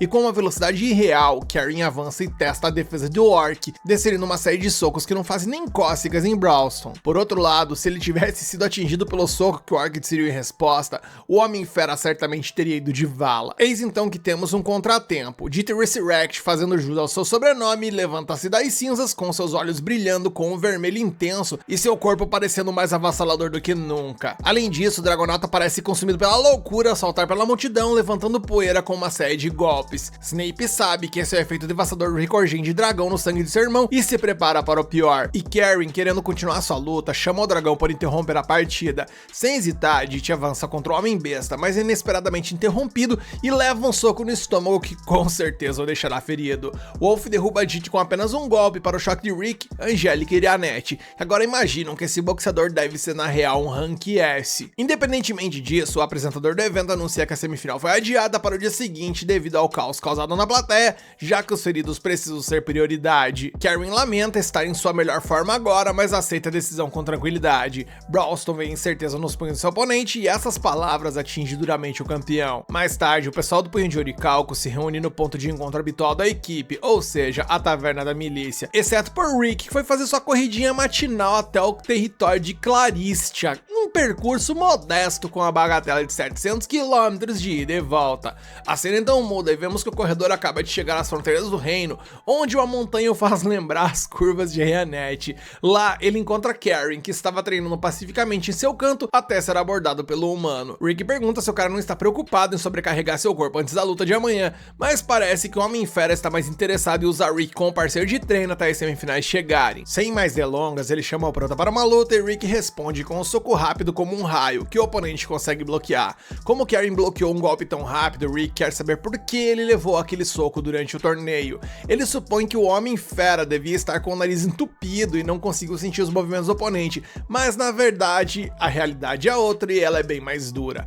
Karen explica que cresceu nas favelas e lutar era seu passatempo favorito, mas chegou um ponto em que ele derrotava todos impiedosamente e a emoção de lutar perdeu seu encanto. Após chegar a Heractópia, as coisas foram boas no início, mas depois de se tornar o campeão invicto pela segunda vez, derrotando todos os seus oponentes com um único soco em menos de um minuto, ele percebeu que até os torneios oficiais podiam ser um tédio, já que não apresentavam um verdadeiro desafio para ele. A única coisa que mantinha sua atenção era a satisfação de seu chefe, que sorria de orelha a orelha com o desempenho do boxeador. Um dia, no entanto, ele ouviu o chefe conversando com um funcionário da academia, que achava que o fato das lutas terminarem tão facilmente acabaria quebrando o negócio, pois ninguém estava disposto a pagar para assistir uma luta com um resultado previsível. Meses depois, na véspera da final do terceiro torneio em que participou, Karen refletiu sobre o que deveria fazer para evitar levar o seu mestre à falência e considerou encontrar um meio termo ali para tornar as lutas mais emocionantes. O primeiro soco que veio em sua direção foi extremamente lento para sua percepção,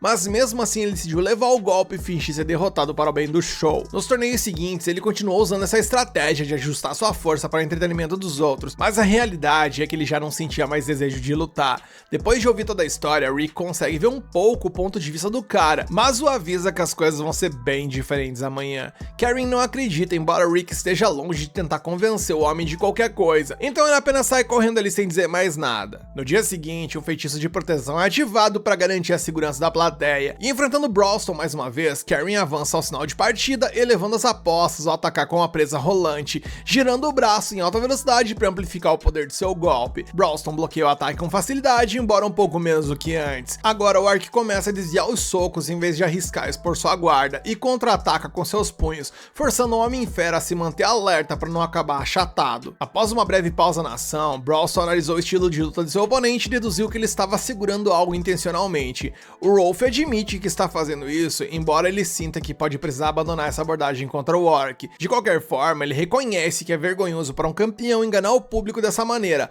mas Brawlston vê as coisas de forma diferente. O boxeador está priorizando os espectadores, o que é o que um verdadeiro profissional deve fazer, mesmo que seja uma pena que o Orc não possa lutar com todas as suas forças contra Karen. Então, para equilibrar a luta, Brawlston decide utilizar apenas 2 dedos sem se mover um único passo. E com isso definido, Karen avança novamente com a presa rolante, mas dessa vez seu oponente bloqueia o ataque com apenas os dedos indicador e médio antes de decidir um golpe poderoso no boxeador. Karen consegue desviar do segundo golpe, que provavelmente teria sido muito pior, justo quando ouve a plateia gritando seu nome. Ele sente uma onda de excitação pelo boxe que percorre suas veias novamente. Afinal, esse não era apenas um rival qualquer, e poderia ser sua chance de testar tudo que vinha segurando para nivelar o campo de jogo em suas lutas anteriores. De repente, seu chefe grita o seu nome, acusando de fingir a luta. O sonho do empresário é treinar o boxeador mais forte da história, então o Rolf não deve se segurar em nada. Essas palavras deram ao lutador o impulso que ele precisava para abandonar seu plano de salvar a academia, e agora, com a aprovação de seu chefe, seu novo objetivo é mostrar tudo o que ele tem.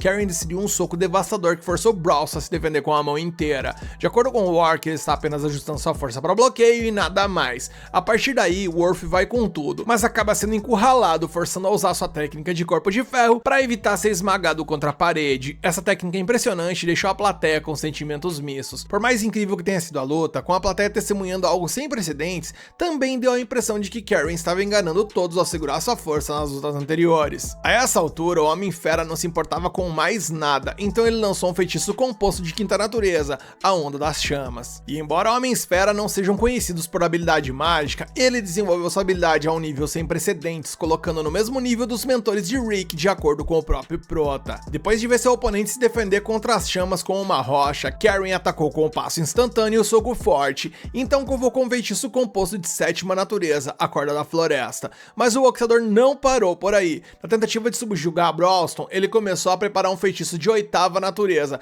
deixando toda a plateia de boca aberta enquanto a arena tremia. No final, Karen lançou a Lágrima do Anjo no céu, fazendo Rick temer pela segurança de todos, sabendo que isso forçaria seu mestre a levar a luta a sério contra o Homem-Fera. Em resposta, o Orc decidiu um socão naquela massa de energia gigantesca, rasgando um buraco na camada de ozônio e transformando a Lágrima do Anjo a nada, já que tudo que restou do feitiço gigante foi poeira. Com isso, Brawlston fez o sinal de aprovação, um gesto típico dos Orcs para declarar que a parada se tornou sinistra e que o lugar onde a luta estava acontecendo se tornaria uma terra sem lei, onde tudo é permitido. E pela primeira vez, Karen sentiu o verdadeiro terror correndo pela sua espinha. Após desviar de um soco, ele foi jogado para trás pelo vento gerado pelo golpe, quase tropeçando. Sem fôlego, tudo que o lobo voraz podia fazer era recuar, disparando uma série de feitiços que não faziam nem mesmo cócegas em seu oponente. E evidentemente, após usar tantas magias, Karen estava completamente exausto e indefeso, e com apenas um soco em seu estômago, ele sentiu como se seus órgãos tivessem se tornado guisado por dentro. Karen sabe que seria mais fácil desistir da luta a essa altura, mas ele estava esperando há tanto tempo por um rival digno que decidiu se levantar mais uma vez. E usando o resto de sua energia, ele foi para o all-in, mas sua resistência se esgotou em questão de segundos, deixando o pugilista exausto diante do sábio Orc. Mesmo assim, a plateia incentivou Karen a continuar lutando, aplaudindo mesmo após perceber que ele havia enganado todos. Isso deixou claro que o lutador não havia perdido o amor do público, e isso lhe deu uma segunda energia suficiente para forçar a luta para uma espécie de bis para o grande finale.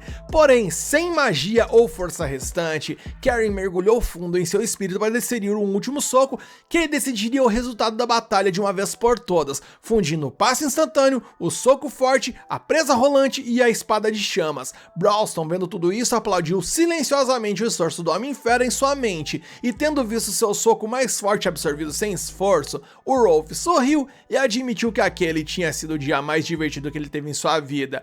E em honrar uma luta tão magnífica, o Orc deu a seu oponente todo o respeito que ele merecia ao descer um soco tão forte que quase apagou as luzes do Homem-Fera, quase causando nele os efeitos do nosso amado Truck-kun. E apesar de tudo, o mestre de Karen, orgulhoso de seu pupilo, ainda considera seu aluno como o maior boxeador da história. Braulston foi anunciado como vencedor da partida. Rick elogia o desempenho de seu mentor, enquanto Angélica destaca que derrotar o campeão de maneira tão dominante é incrível. No entanto, Braulston responde que não foi uma vitória esmagadora, porque o golpe final de Karen foi realmente impressionante. Rick está ali todo feliz e menciona que agora eles já possuem a joia, basta apenas ele desistir da luta para que tudo isso acabe. Mas Braulston deixa claro que mal pode esperar para ter um verdadeiro confronto sem restrições com seu aprendiz. Nesse momento, quando Rick cai na real que vai ter que lutar contra ele, meu amigo, o cara começa a envelhecer uns 30 anos em menos de 30 segundos e até seus cabelos começam a cair. Tamanho o medo e o estresse que ele sentiu diante da possibilidade de enfrentar Braulston. Enquanto isso, a cena muda e Karen lê um artigo de jornal que diz que a semifinal foi emocionante, mas que ele lutou sem paixão nos terrenos sagrados do torneio do Rei dos Punhos, enganando todos que assistiram. Naturalmente, isso gerou uma onda de críticas e o lobo selvagem do subúrbio sabe que agora ele é visto como uma espécie de vilão por causa disso. Porém, observando o pátio do orfanato e vendo as crianças brincarem, inclusive imitando os golpes de Karen, seu chefe o tranquiliza dizendo que tudo ficará bem. Por acaso, ele quer saber o que foi aquele golpe insano no final da luta. Karen explica que estava tão focado na luta que apenas seguiu o fluxo e nem se lembra direito do que rolou por lá. O mestre sugere nomear o movimento como natureza composta punha espiral, mas na verdade o lutador está profundamente incomodado pelo fato de ter enganado o público e todos os envolvidos, além de ser derrotado, o que supostamente tira a emoção de torcer por ele. O mestre responde que as pessoas ainda admiram Karen à sua maneira e que não há vergonha em perder, pois da próxima vez ele se esforçará em dobro para voltar a vencer. Comovido por esse comentário, Karen pergunta por que o chefe se importa tanto com ele e o homem responde que vê o jovem lutador como se fosse um filho. O pugilista estava prestes a dizer que também via o homem como um pai, mas Braulston entra na sala antes que ele possa dizer. O Orc pede desculpas pela interrupção e se oferece para curar o Homem-Fera, mas a verdade é que Karen quer sentir essa dor, porque fazia muito tempo que ele não sentia algo assim. Ele então comenta que a luta ocorreu exatamente como Rick previu depois de enfrentar a besta sábia, e mal pode esperar pela luta final.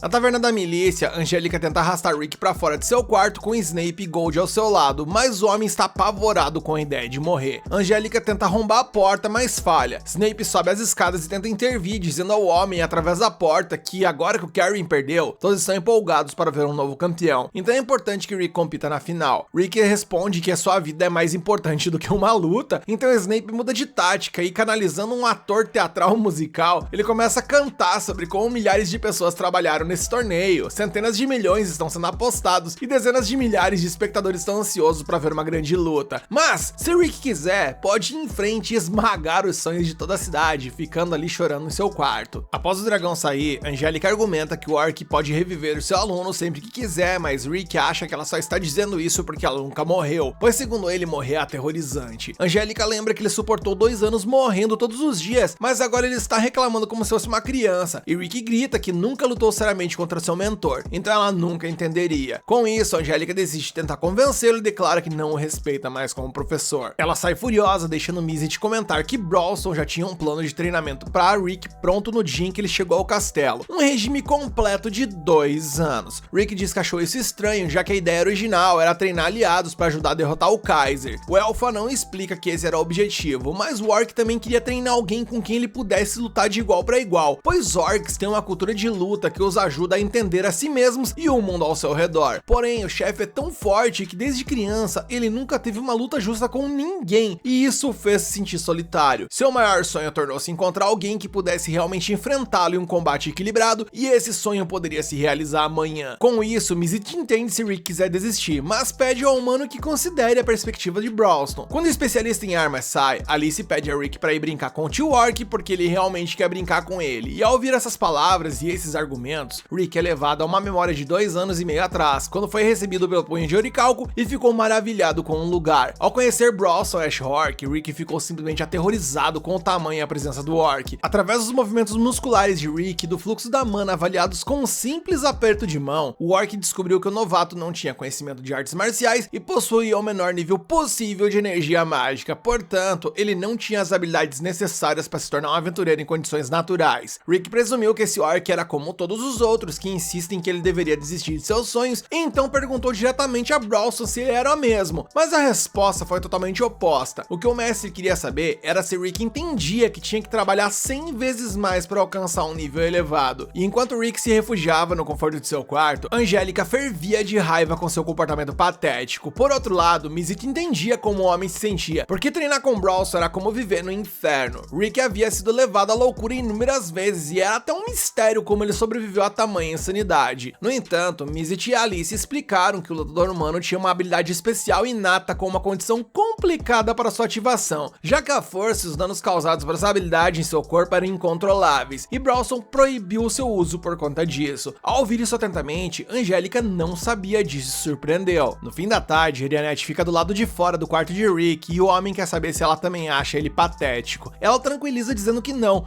mas que seja qual for a escolha de Rick, ele continuará sendo ele mesmo, embora ela prefira o Rick que lutaria por Brawlston. De qualquer forma, finalmente o outro dia chega e isso, consequentemente, traz a grande final, com o estádio mega lotado. No meio da multidão, os companheiros de Rick e Brawlston estão presentes, com Snape temendo a possibilidade de Rick ter realmente desistido de lutar, o que teria um grande impacto financeiro no patrocinador do evento. No entanto, quando está prestes a entrar na arena, lá está o nosso prota declarando que superou seus problemas e que vai continuar a luta. Angélica e Rianette foram verificar o aventureiro e notaram que algo parece errado com ele, mas Rick garante que vai dar uma surra em seu senpai ali, embora sua linguagem corporal mostre outra coisa. Enquanto isso, é anunciado que terão prêmios extras para a competição, dentre eles um ano de sacos de pancadas de limo dourado, além de 2 ingressos para uma viagem às águas termais. E para animá-lo, Rianette sussurra algo no ouvido de Rick, fazendo seus olhos tremerem. E seja o que foi que ela disse, Rick entra no ringue para enfrentar Brawlston Ashhork e promete ao seu mestre que dará o seu melhor. E eu percebo ali o apito do gadômetro no nosso prota, que está soando a todo vapor, mas vamos continuar. Ao ouvir as palavras de seu pupilo, Brawlston incentiva seu aluno a usar tudo que aprendeu contra ele nessa batalha. Observando o confronto, Karen e seu chefe mal conseguem conter a empolgação, ansiosos para ver a ação se desenrolar, porque aqueles dois lutadores são incrivelmente fortes. Nesse momento, o anunciador declara que a luta começou e Rick lança um passe instantâneo sem hesitação, avançando contra o Orc com uma velocidade insana. O impacto lança pedras para todos os lados, forçando a magia defensiva a proteger a multidão mais uma vez. Como resultado, uma abertura surge no braço de Orc e ele admite estar surpreso. Aterrorizado, Snape pergunta que tipo de magia foi aquela, ao que Alice explica que nenhum dos dois utilizou magia. Angélica se pergunta se foi um choque físico com aprimoramento corporal, o que Rianette confirma. Segundo ela, após dezenas de tentativas de bloquear e desviar, Rick usou o corte do fio. No ringue, Rick ataca com uma série de golpes rápidos e poderosos, mas nada que quebre a defesa de seu oponente. Quando Brawlston contra-ataca com um soco, Rick precisa desviar rapidamente ali para evitar virar purê. Rick insiste em avançar com um chute aéreo, mas o Orc bloqueia com facilidade e quase o acerta de volta. Desviando e atacando novamente, Rick repete o corte do fio, abrindo um corte na barriga de Ashhork. Angélica, surpresa com a desenvoltura do nosso prota, pergunta o que foi que Rianette disse a ele antes da luta que colocou tanta gasolina naquele vivente, e ela revela que pediu pra ele levá-la às águas termais se ele vencesse. Ao ouvir isso, tanto Rick quanto Angélica não conseguem parar de pensar nessa viagem às águas termais, e a garota pergunta se o encontro vai durar a noite toda, e sem hesitação, Rianette confirma e Angélica consegue se acalmar antes e voltar a se sentar ali meio titubeando com as informações. Eu avisei, galera, o cara pela mulher amada move montanhas.